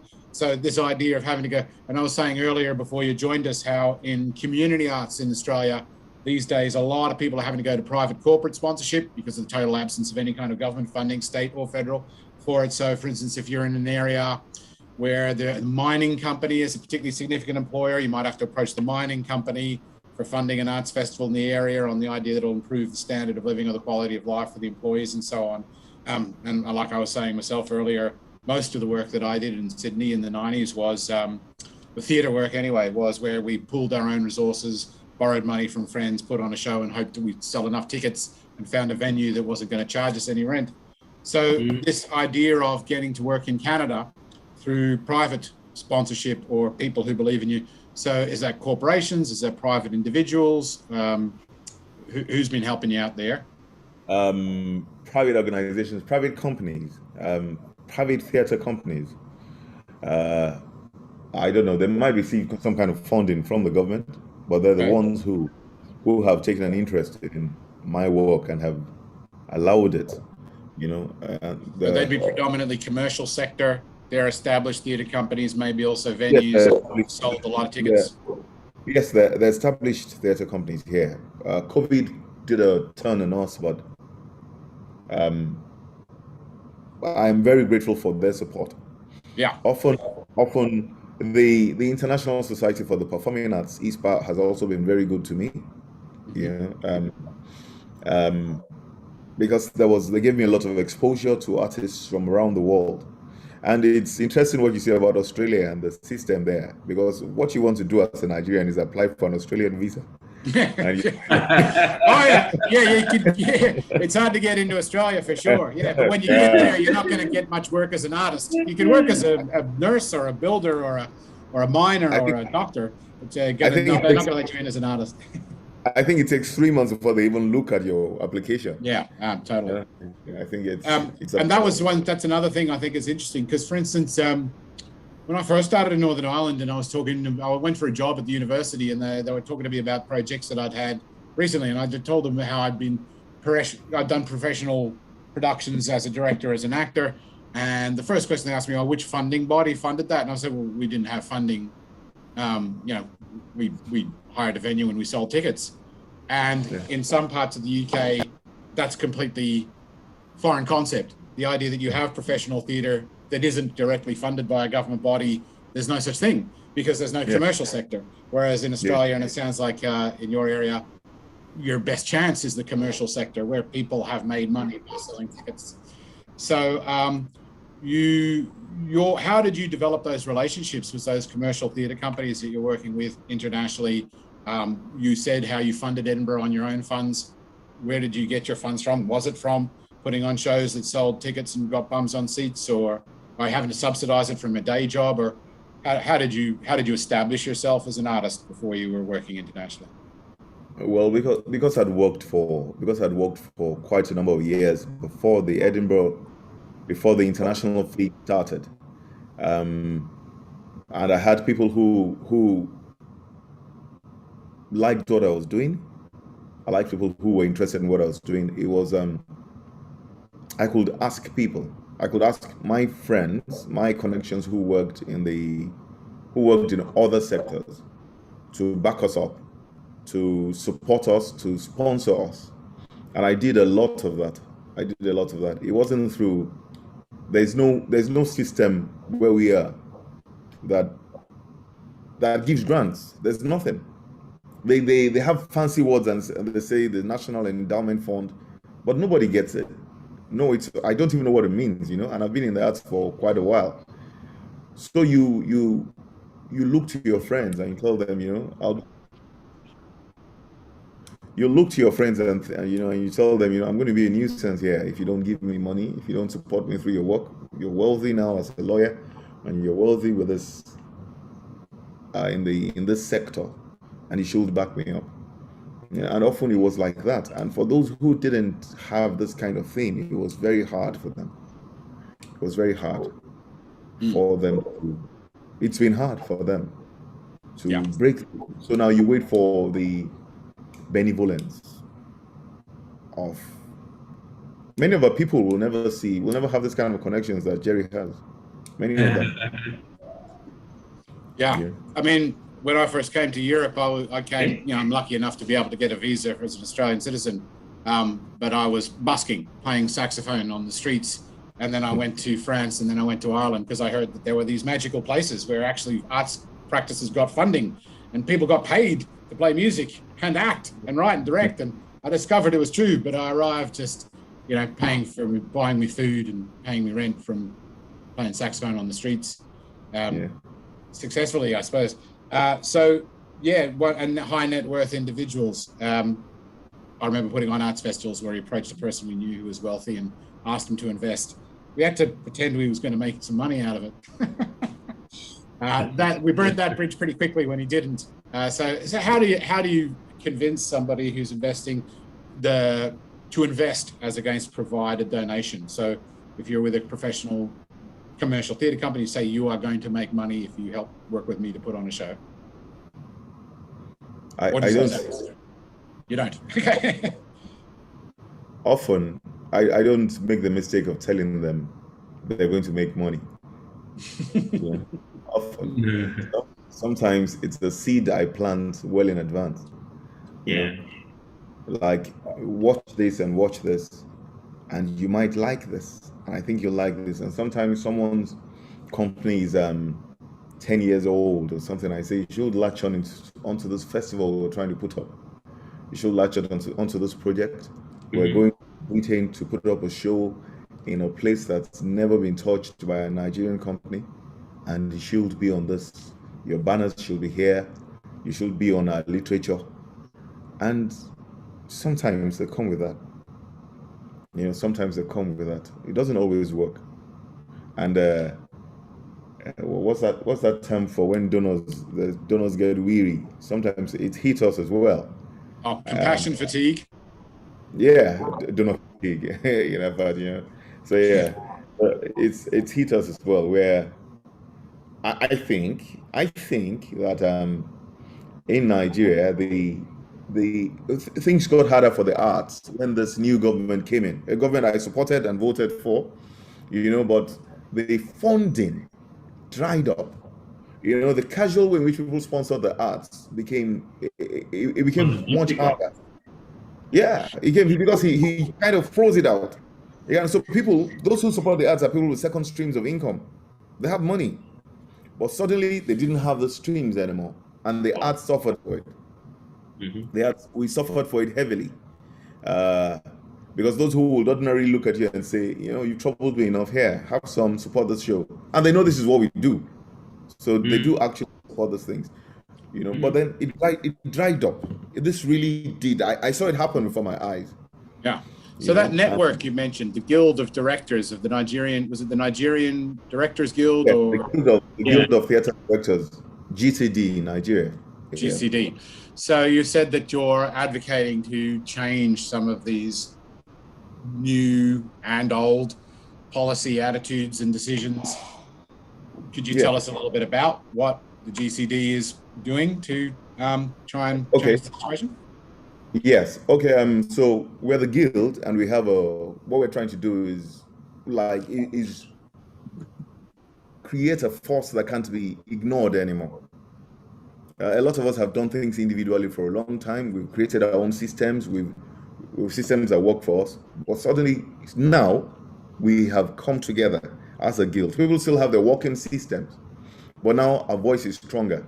Our next conference, our next meeting, external meeting, is meant to address the gatekeepers, the Goethe Institute, the British Council, the French Cultural Center. Now, those of us organizing the seminar, the others aren't very happy with the title I'm proposing, so we'll temper it down, because it's supposed to be who shall guard the guards, the gatekeepers, who shall guard the guards, but we're going to ask the gatekeepers, how do we get in? Because it's time to call out people, and that's what I hope to do. That's what we hope to do. It's time to call out people, to tell I'm a living example of what the British Council did. And it's the French Cultural Center that tells Nigerian dancers how to dance. If you don't dance a certain way, your dancing is not considered good enough to enter Europe. So what you're doing is a form of neocolonialism. That's it. I mean, we have to enter there. It's the truth. That's what they're doing. We have to ask the Goethe Institute how the system that has ruled us in politics shouldn't be allowed to rule us in the arts, where the former colonial body, master, in quote, picks a favored person and leaves the others behind. I have benefited immensely from the British Council, immensely. But at no time did I forget what they were doing. If you don't fit into their affairs, they dump you. So let's call it out for what it is. Let's start calling it out for what it is. That's right. It's not for us to get confrontational with them, but we will if need be. That's a very good point. That's a very good point. I mean, talking from the perspective of Northern Ireland, I mean, one of the things that I've done as part of my research is looking at the history of the development of community arts and theatre funding in Northern Ireland. And so when Max was talking about, the importance of developing these relationships with these funding agencies, whether they're state or non-government organizations, that's a new development. Most of that funding didn't even exist up until just before the Good Friday Agreement, around 1996, 97, and it came predominantly from the EU and some American-based charities. But prior to that, there was very little funding at all for any kind of arts activities, let alone community-based arts funding or arts for conflict transformation or anything in Northern Ireland. There was a lot of grassroots activity. People would write and put on plays, they'd organise festivals and cultural events, but there was absolutely no chance of being funded by a government body unless it was following the state criteria of the time, which is to convince people that Northern Ireland should retain its place as what one of the ministers described, a Protestant country for a Protestant people, or a Protestant state for a Protestant people. So one of the things that was organized was a community arts network where people from all sides of society, whether Protestant unionist or nationalist or Republican, joined together and advocated on their own behalf. particularly, as you're saying, to directing at international funding bodies who had been seen to occasionally fund people, but on a specific set of criteria and agenda. So Northern Ireland is a place where from the early 90s onwards, that kind of gathering together, advocating on behalf of each other, and particularly even addressing the issue of post or neo-colonialism, which is tricky in Northern Ireland because either we're still a colony of Britain or we've never been a colony because we're supposed to be part of it, right? So is it post-colonial, neo-colonial, or just pure old colonial? First colony Britain never had, last colony they're letting go of. If you've got that perspective, or part of the home countries if you're a unionist. So that there's an example of the fact that if you can campaign and you can address an international audience, particularly international funding bodies, as a unified network, a team representing the sector, there is a possibility of some kind of change. But that's if a priority, it's an international priority. I mean, one of the things Northern Ireland benefit from was the United States and the UK spent a lot of time and money and the Europe on attention, and still are trying to sort out the issues here. So I think that's a very strong campaign, and it's a very good idea to form a network and a team that advocate on behalf of the whole sector. And I think one of the things that was coming through a lot of the discussion about a lot of the points is the importance of good teams. One of the things I think is very difficult is for an individual artist to try to succeed on their own. And the importance of getting a good team together to form your company, or a good team, whether it's a board of trustees, or a good team, if you can find some helpful funding collaborators, or a good team to advocate on the part of the whole sector against what is essentially a complete lack of investment, and in some cases injustice in terms of the distribution of funds. So that's great. Sorry if I'm talking too much myself again. So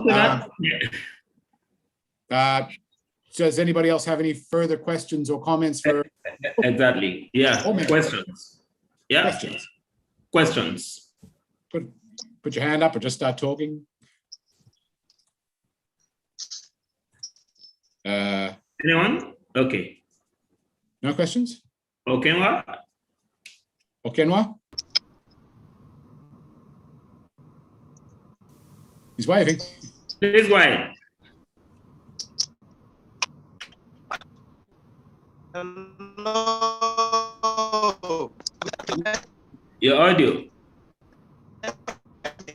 His microphone's on, but I think Yeah. connection. Could you type it into the chat box, Okenwa? Yes. Type in a question or a comment. You might need to type in the chat box.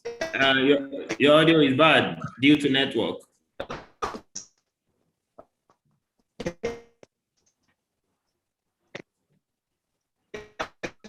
Yeah, no, sorry, Okenwa, you're gonna have to get in. You have to type in the chat box. We're struggling to hear it. Your audio is bad. Can't hear you, sorry.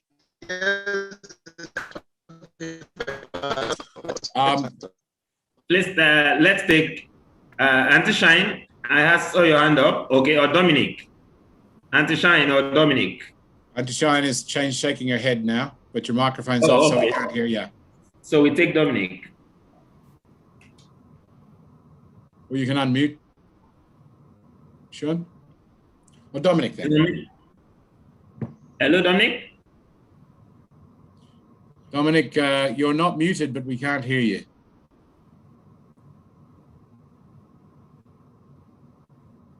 I can see your lips moving, so I think you're talking, but we still can't hear you.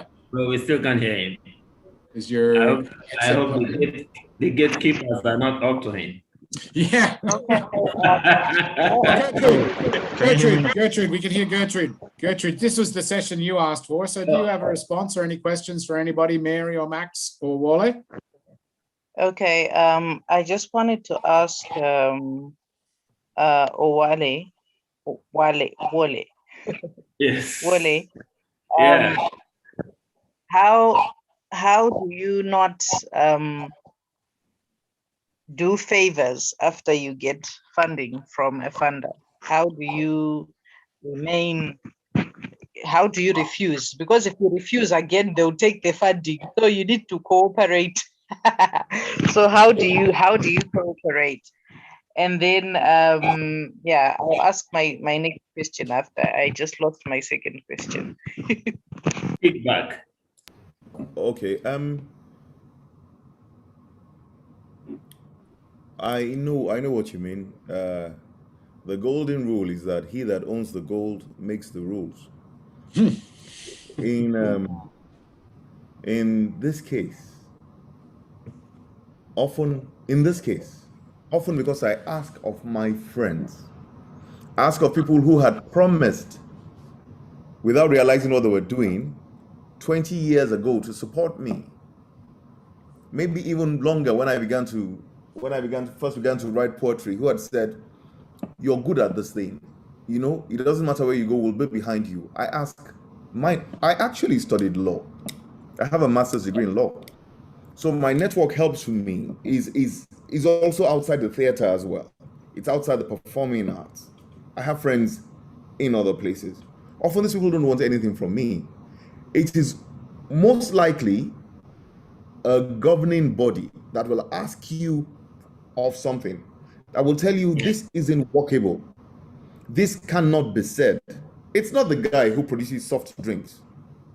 He doesn't care what you say as long as you don't get him arrested. So I've done plays. I've received a death threat from Boko Haram for writing on the Chibok girls.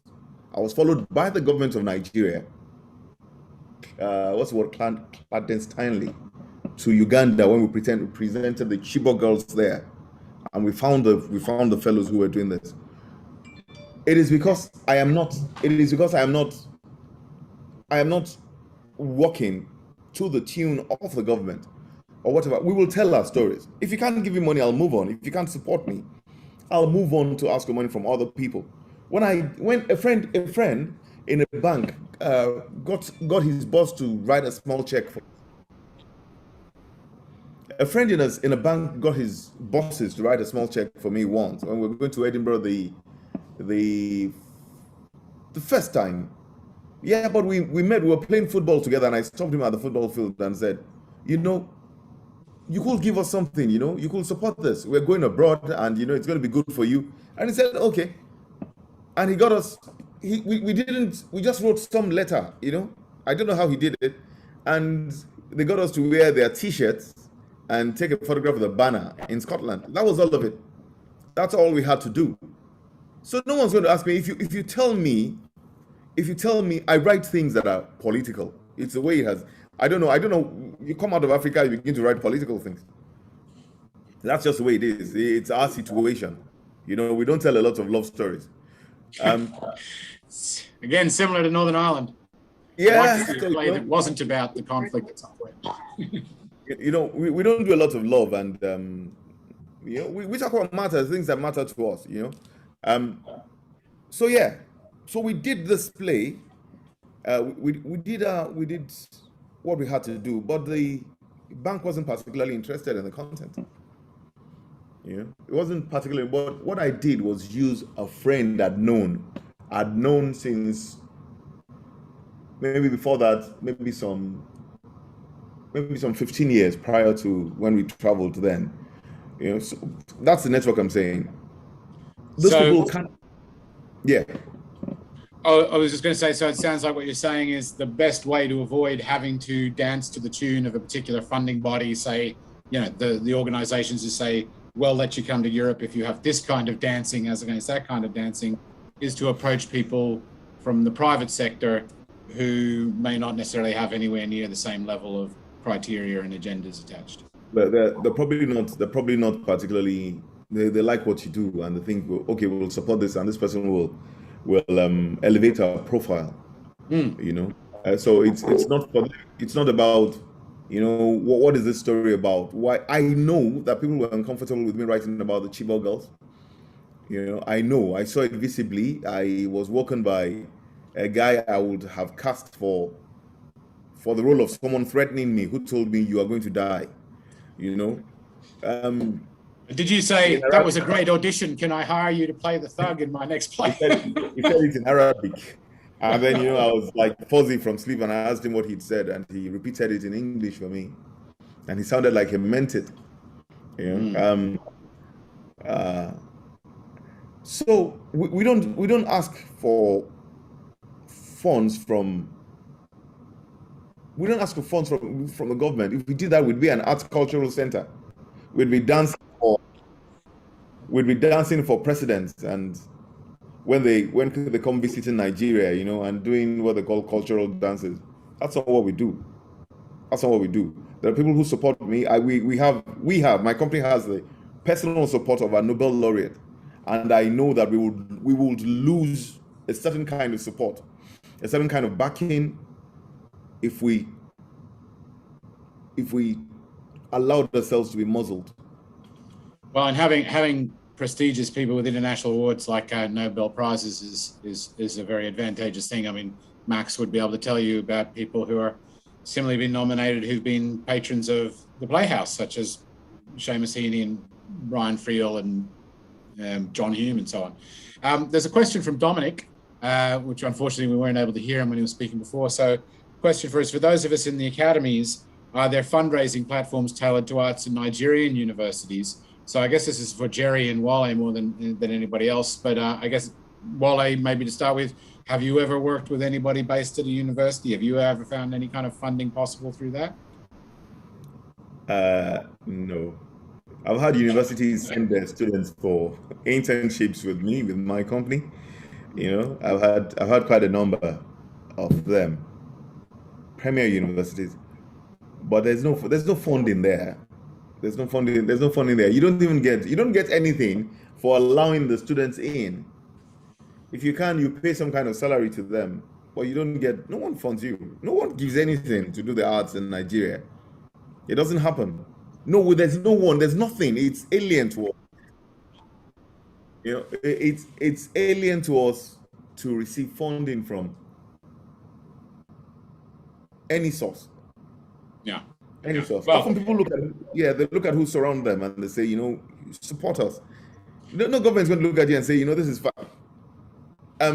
So we were going to the Globe, and the Globe said, you know, you can bring this number of people to do the winter still in your language. 37 countries, 37 teams from around the world at the Shakespeare Olympiad, presenting 37 different plays, and we were the only West African team. And somehow, because the sister of the governor of Lagos used to come watch our shows, I spoke to her, and I said this will be a fantastic thing for the governor to support the state governor, the Lagos state governor, Raji Fashola. Cultural ambassadors going to Edinburgh, going to the Shakespeare Globe. Ambassadors. And the Globe said they had no issue with it. The Globe said, I asked the Globe, and they said they had no issue with it, as long as it didn't, it didn't clash with their own sponsors, you know, as long as, you know, and I thought, fantastic. So I wrote to the governor, through his sister. She said, write a letter. And so I wrote the governor, and she told me, yeah, he wrote on, he said, beautiful idea. That's what the governor said. And so I got a call from the permanent secretary of the ministry. And I went there to see the permanent secretary. And the permanent secretary, this civil servant, was going to tell me how he was a writer too, and how he planned to do things. And, you know, and that was the end of that conversation. That was the end of it. So I faced the bureaucracy of the Nigerian civil servant, and it was quashed there, even though the governor thought it was a great idea. But how many things is he going to follow up personally? Yeah. That was it. Sorry. Well, I see a hand up from Okenwa. Again, Okenwa, do you want to turn on your microphone and ask your question? Can you still hear us? It looks like he's setting up some kind of technology there. Or maybe is that what they call a legacy hand? It's he put it up. Yes. Doesn't want to ask us. One thing I would say there is in response to what Wole was saying about things like having to approach people, telling them what we're offering here is a win-win situation, benefits us, benefit you. And the response is kind of, you know, dismissive or patronizing. You know, I used to be a writer as well, but doesn't come through with money, which is possibly a lot more my experience of things than yours, Max and Mary. So there's a lot in what Wole is saying that I can very, very, very much relate to, not only in Australia, but also in Northern Ireland. But perhaps Max and Mary, you might have some advice for what we do if we approach bodies who ostensibly should have an agenda that matches our own, but for whatever reasons, they just won't help. I think when Mary was speaking, Mary talked about pestering people, and that can be both a good thing and a bad thing, because you know, there's a phrase, it's the squeaky wheel that gets the oil. So if you're that squeaky wheel, then at some point somebody might just give you some money just to shut you up. Yeah. And to get rid of you. But it can also work in the other way, and you know, someone can just cut you off and say, no, that boy's trouble. So I guess you have to take a personal judgment on that, and you know, you'll have a good idea of the relationship you have with that person. So if you're approaching somebody and they're just constantly saying no, then you know, complain if that's appropriate. Is there somebody else you can ask instead? Can you go above them? Can you go below them? Can you get somebody else to ask in a different way? Just try everything you can. Well, and that network for advocacy, because one thing, Wole, for instance, in Northern Ireland, is a very, very significant difference between levels of any kind of investment in where we are now, in Derry in the Northwest, and Belfast in particular, not just in terms of arts, in terms of basic infrastructure, health, education. It's the most impoverished part of the UK by a country mile, and yet it gets the least amount of government support in any area. 66% of the population have major mental health issues, including the highest level of post-traumatic stress disorder per capita in the world, and yet we've got the least amount of resources in terms of mental health issues. Like, you know, there's 3 full-time psychiatrists for an NHS trust of 280,000 people. So, you know, one of the things that but also in the arts, you know, so for instance, the amount of funding in Derry for the arts is a tiny proportion of what it is in Belfast. So, and all the power bases in Belfast, and the Arts Council favours Belfast-based organisations. So one thing that happened in Derry was the arts organisations who do exist here have formed a lobby group together, a bit like what you're saying in terms of the Directors Guild, saying, look, there's an ongoing injustice here, there's an inequality here, certain kinds of people get certain kinds of money and nobody else seems to have a look in. When we tell you our projects that are great, you're sort of going, yes, that's fine, but sorry, you know, you haven't scored high enough. So Max, you were at one point part of that kind of group of arts organisations that were lobbying both the national capital of Belfast, but also directly to London, you know, which is still ostensibly the authority in charge of everything in Northern Ireland, for that, to address that, weren't you, Max? In a very small way. I didn't take a leading part, but I was part of that group. So. And did you see it as effective? Did it work? And if so, what were the best things that worked about it? Gosh, that's did it work? Actually, no. Now you say that, yeah, there's still pitiful levels of funding it's in the process of possibly working, but at least you feel like you're doing something. Maybe Mary, do you have a response to the concerns that Wole was expressing there? Look, when I was saying pestering, I was actually meaning once you've got the funding, you know, okay. to pester for the funding to be paid out, because that's a big issue. I mean, cash flow is a massive problem. And the pestering will then always include, look, I know you're very, very busy, but please, we have people that you have promised that you would pay. And, you know, I'm the one sitting in the middle. Look, we used to approach private companies knowing that there was a tax relief for funding for nonprofit organizations. But that, and also the legitimate reasons, because, you know, funding was needed for the upliftment of the youth specifically. So tax relief is given rather to companies who are funding youth education. So they are funding rather specific to what their company, so an architectural company funds an architect to go and study. Whereas before, we might have got funding from architects for the arts, for general arts. So we've actually stopped going that line because it was becoming a waste of energy. Also within institutions, local, you know, the city, we have found where we've hit a blank wall. What I have found though then is ask somebody else to approach them that I know, like Wole was saying, who has a history that has gone back further, and where they at least can get a viewing and a meeting. But as I also said earlier, I also think that sometimes those meetings, although you might not get money, also what Wally's saying, you might get then some kind of backing, like even if it's T-shirts or if it's, some kind, or a letter of recognition. So we haven't really had funders saying to us, no. It's usually been because our paperwork wasn't correct rather than that our proposals weren't in line with what was wanted. But I guess we've still got the issue Wole was talking about that, what if nobody's funding any kind of arts activity in your country? Exactly. And the one thing I didn't say earlier, which I think is important, is that one keeps track of the funders, because funders change. They changed. New brooms come in and sweep clean. And in South Africa, we've also got, issues of corruption. 2 of the funders I'm working with at the moment are being reviewed because of corruption that's been identified. So just keep looking at what their criteria is, because, for example, one national funder now funds non-profit organizations, whereas they only funded institutions previously. The lottery funding, you had to be audited to appeal for funding, but now you can just have an accountant if you are asking for under a certain amount. So that's also important aspect, is just to not just say, oh, I can't apply to that funder, to just keep checking.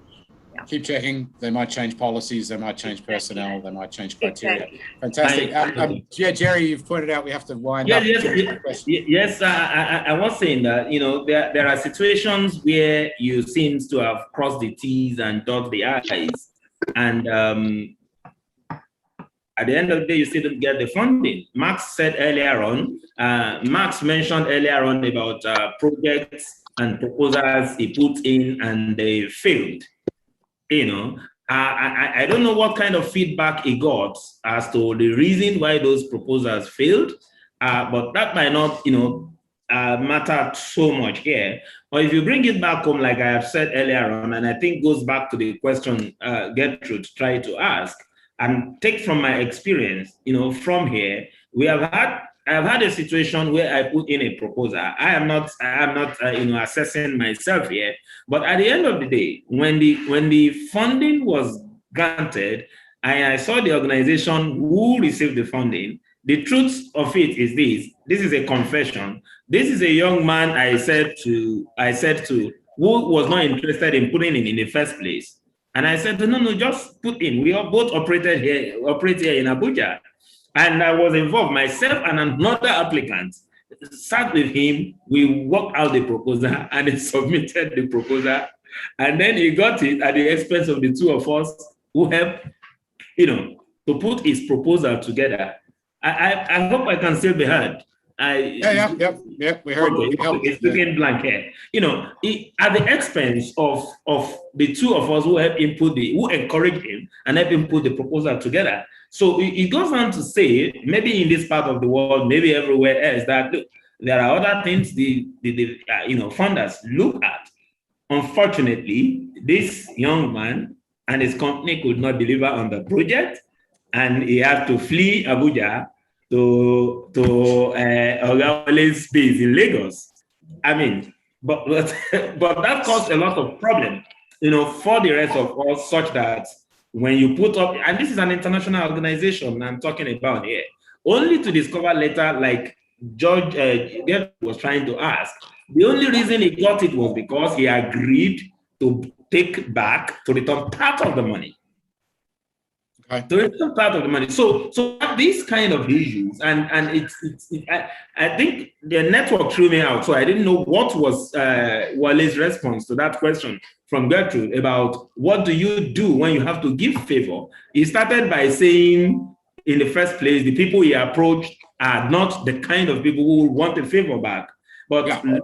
I mean, generally, maybe Max will weigh in, maybe Wole will still, as we try to round up. I am interested in it because have been a victim of it. And it happened with a couple of the projects you are on, that you finish one.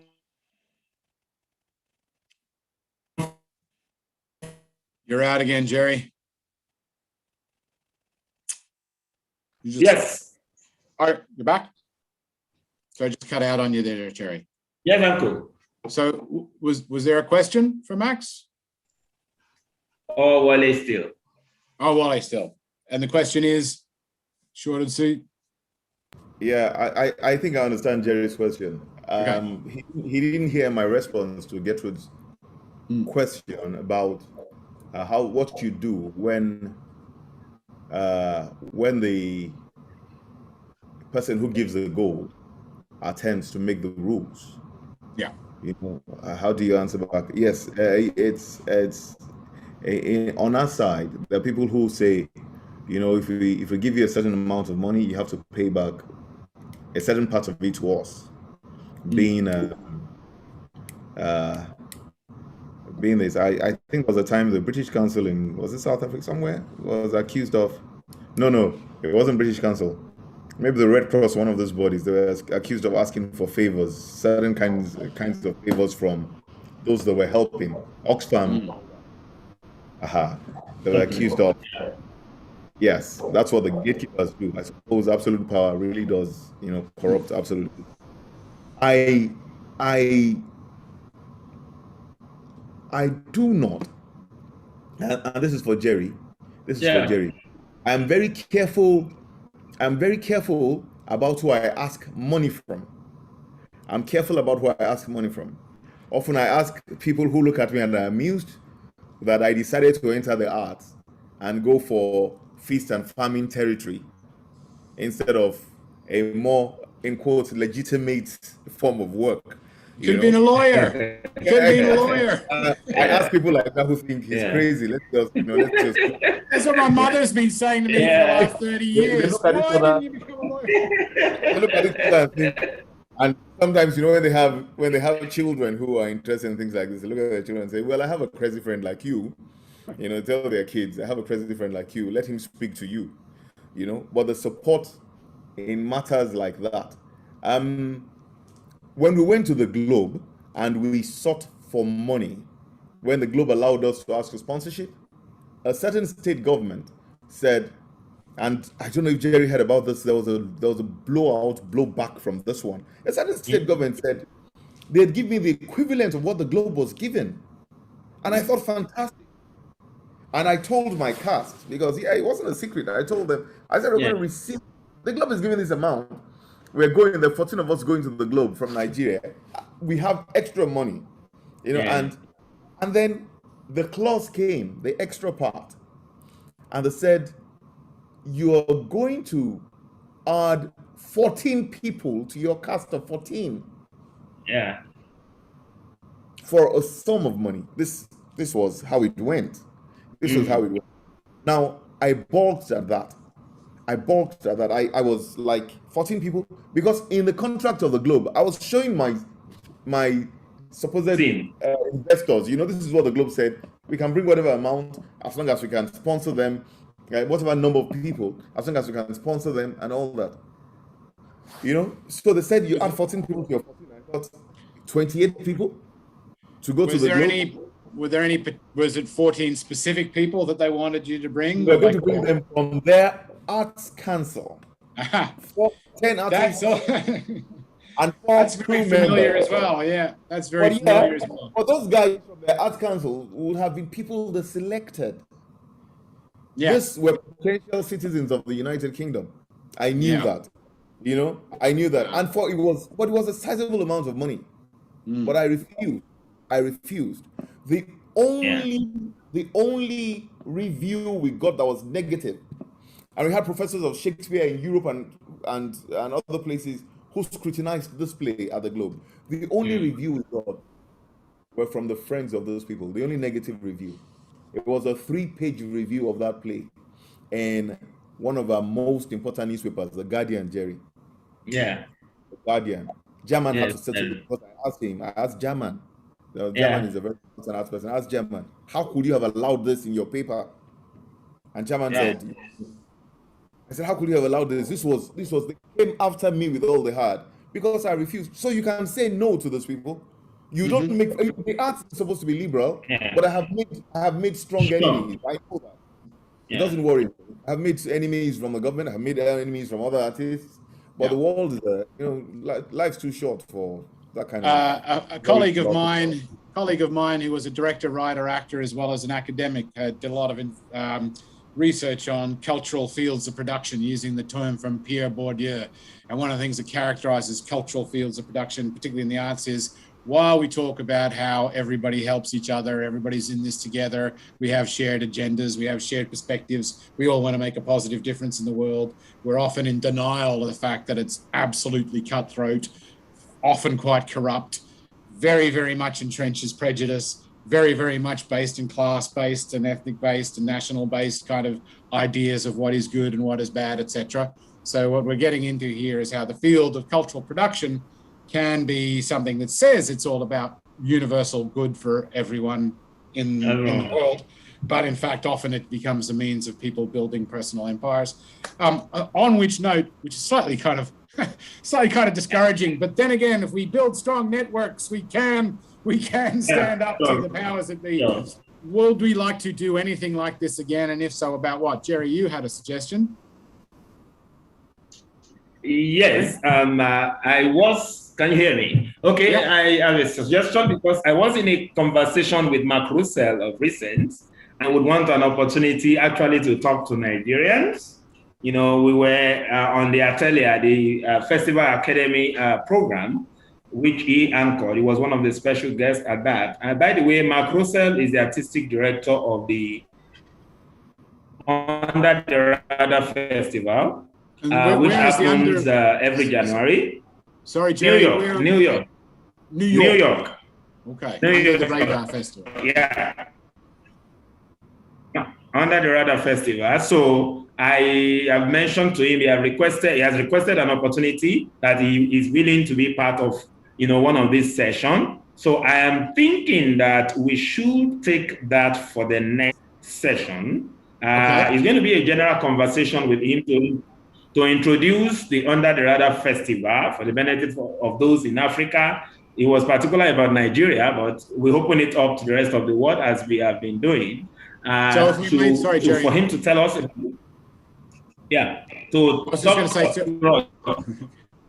about Under the Radar Festival, and then of course open up the opportunity to have producers, theater makers, pitch their productions for the next edition, which comes in 2022, January of 2022. So I think that it would be great to have him come on this platform for the next edition. Well, what I was going to say is, so if we have a topic of international festivals and collaboration, yes. Right? So we get Mark Russell from the Under the Radar Festival, talking about the kinds of things they're looking for from potential collaborative international practitioners. Yeah. And we could also see if we can invite one or two other people. I'm thinking maybe the International Community Arts Festival in Rotterdam, which has brought hundreds of people from dozens of countries around the world together in the past. Other festivals that I can think of based in Northern Ireland. So we'll start with Mark Russell. And how does everybody feel about this? This is everything's been entirely participant-led. Would anyone else be interested in a presentation about international arts festivals and collaboration? Wole, maybe? Usually we make do with the one or two people saying, yes, that sounds good. It does sound like a very good idea. Okay. Dominic's got a thumb up. Cool. Lauren's got a thumb up. I'm guessing other people who we can't see also liking the idea. So that sounds good, Matt. And the head of the Edinburgh Fringe is Northern Irish. You could maybe entice her to come along. Oh, is that Fiona McCarthy? Fiona McCarthy. Do you know her, Max? I don't know her, but I know people that know her. I know people that know her. I was thinking, what was the name of that woman who ran the UK City of Culture when it was on in Derry in 2013? She's also running a major international arts festival now. That was Shona as well. Oh, Shona McCarthy. I thought it said Fiona. No, I do know Shona. Yeah. I do know Shona. She used to go out with Bobby at the Nerve Centre and all. Yeah. I could see if I could get Shauna McCarthy, who runs the Edinburgh Festival. Okay. I asked a question earlier, Wole, what was it like going to the festival? Yes. Oh, has Ole left us? He's left us. He's there. He's there. Oh, no, he's there. Ole, did you have a good time? Right. You said, what was it like going to Edinburgh? Yes, Lauren asked. It was a beautiful experience. It was mind-broadening. Of course, we came back broke from it. Everyone does. But I had no idea how to pay £5,000 a month for accommodation in Edinburgh. We didn't make money, but we had a holiday. I've never heard of a single production that made any money at Edinburgh Festival, even ones who were fully booked out from beginning to end of the run, couldn't have sold another ticket. Nobody's ever made any money. 2 years running, we didn't make any money from it and spent a fortune there. And we had to travel a longer distance. We had to travel a long way. Yeah. And so, but it was, for them, it was mind-broadening, and yes, it expanded us. We could see a lot of other shows from other countries, which was incredible. You know, yeah, and I could put it on the CV. We've been to Edinburgh. Excellent. And if I can reach out and get Shona McCarthy to talk to us, if she, as the current director of Edinburgh Festival, she may be able to give us a few more tips about how other people or you could get there again. Fabulous. I want to thank Max. I want to thank Mary, and I want to thank Wole for sharing us with the fruits of their expertise and experience, and Jerry for enabling this whole thing to happen. Jerry, do you want to say a few words before we say goodbye? I think that would be a good way to, wrap up for today. It's been an insightful, edition as usual. And, for me, like I've said repeatedly, is the opportunity to network, is the opportunity to learn for those who have made mistakes. And then when we are making our own mistakes, we know that, look, we are not alone in this. I repeat again, Matt said he made proposal, and then by the third application, was already learning, from the pitfalls and know what to put in where. I think that is important. And for us, this conversation will need to continue. I mean, the experience of Wole, for instance, is not one we can wish away in Nigeria and internationally, like, we just said, yeah. So for me, the only heartbreaking thing is that there are not many Nigerians on this call today as it used to be. But of course, the video is there. That's the reason we record and live stream. I will get to share that. If there's anyone here who is not on our mailing list, please kindly drop your email in the chat before we exit, so that we can send you the link to this video, and of course some of the previous one. I mean, you can catch up with some of the discussions we have had in the past. And if you have some other ideas, like Max just suggested someone to us, feel free to please drop such ideas, and we'll work at it and see how we bring those persons here to share their own experiences with us. And in network and partnership is what we cannot wish away. And so I want to say thank you to Max, Mary, and Wole. We are glad to have you. We are glad to share from your experiences, and we would love to have more of you, even when you are not the one on the seat. But of course, to also come around, to add, your voice to whatever discussion we are having. This happens every third Saturday of the month. Sometimes we change, but it's usually like third Saturdays of the month. So I say thank you, everyone. And of course, we do aim. Yeah, we do aim to get monthly. So yeah, that's yeah. it. Yeah. So brilliant. That's it. And if anybody finds a funder who can fund this, that'd be great as well. Yes. So maybe we should. We do it without the money. Just a minute. I will just leave this question for Max. Forgive me. I'll just leave this question for Max. Your type of expertise and experience. I mean, what happens if you begin to look up? I have taken a course on Coursera, about this kind of fundraising thing. What happens in terms of sharing this knowledge, in terms of, like Gertrude asked earlier on, if you could take, a class on arts management? What happens if we begin to have like a structured training opportunities for those who are interested to, to tap into your kind of anointing, I will call you here for fundraising for arts, for instance. I'll just leave that with you. So Jerry, are you saying that you might be able to pay Max to run workshops on how to raise money? we'll look for funders for it. But here, Max, are you all right if I share, say, your email address with Jerry, or type it into the chat box here, and then maybe get in touch with you if they want to pick your brain? Yeah, I'll do I have Max's email already, so okay. Yeah. Oh, you don't want him to share with anybody else, Jerry? Why not? Yeah. Thank you, everyone. Dominic, thank you. Okenwa, Felipe, Lauren. Yes, there's Max's email there. Look, it's Zamri, but it's Maxbeer backwards @gmail.com. All right. Thank you very much. Enjoy the rest of your weekend and keep on being creative. Thank you. Thank you. Thanks very much, Wole, for coming in from Canada. You can get some sleep now.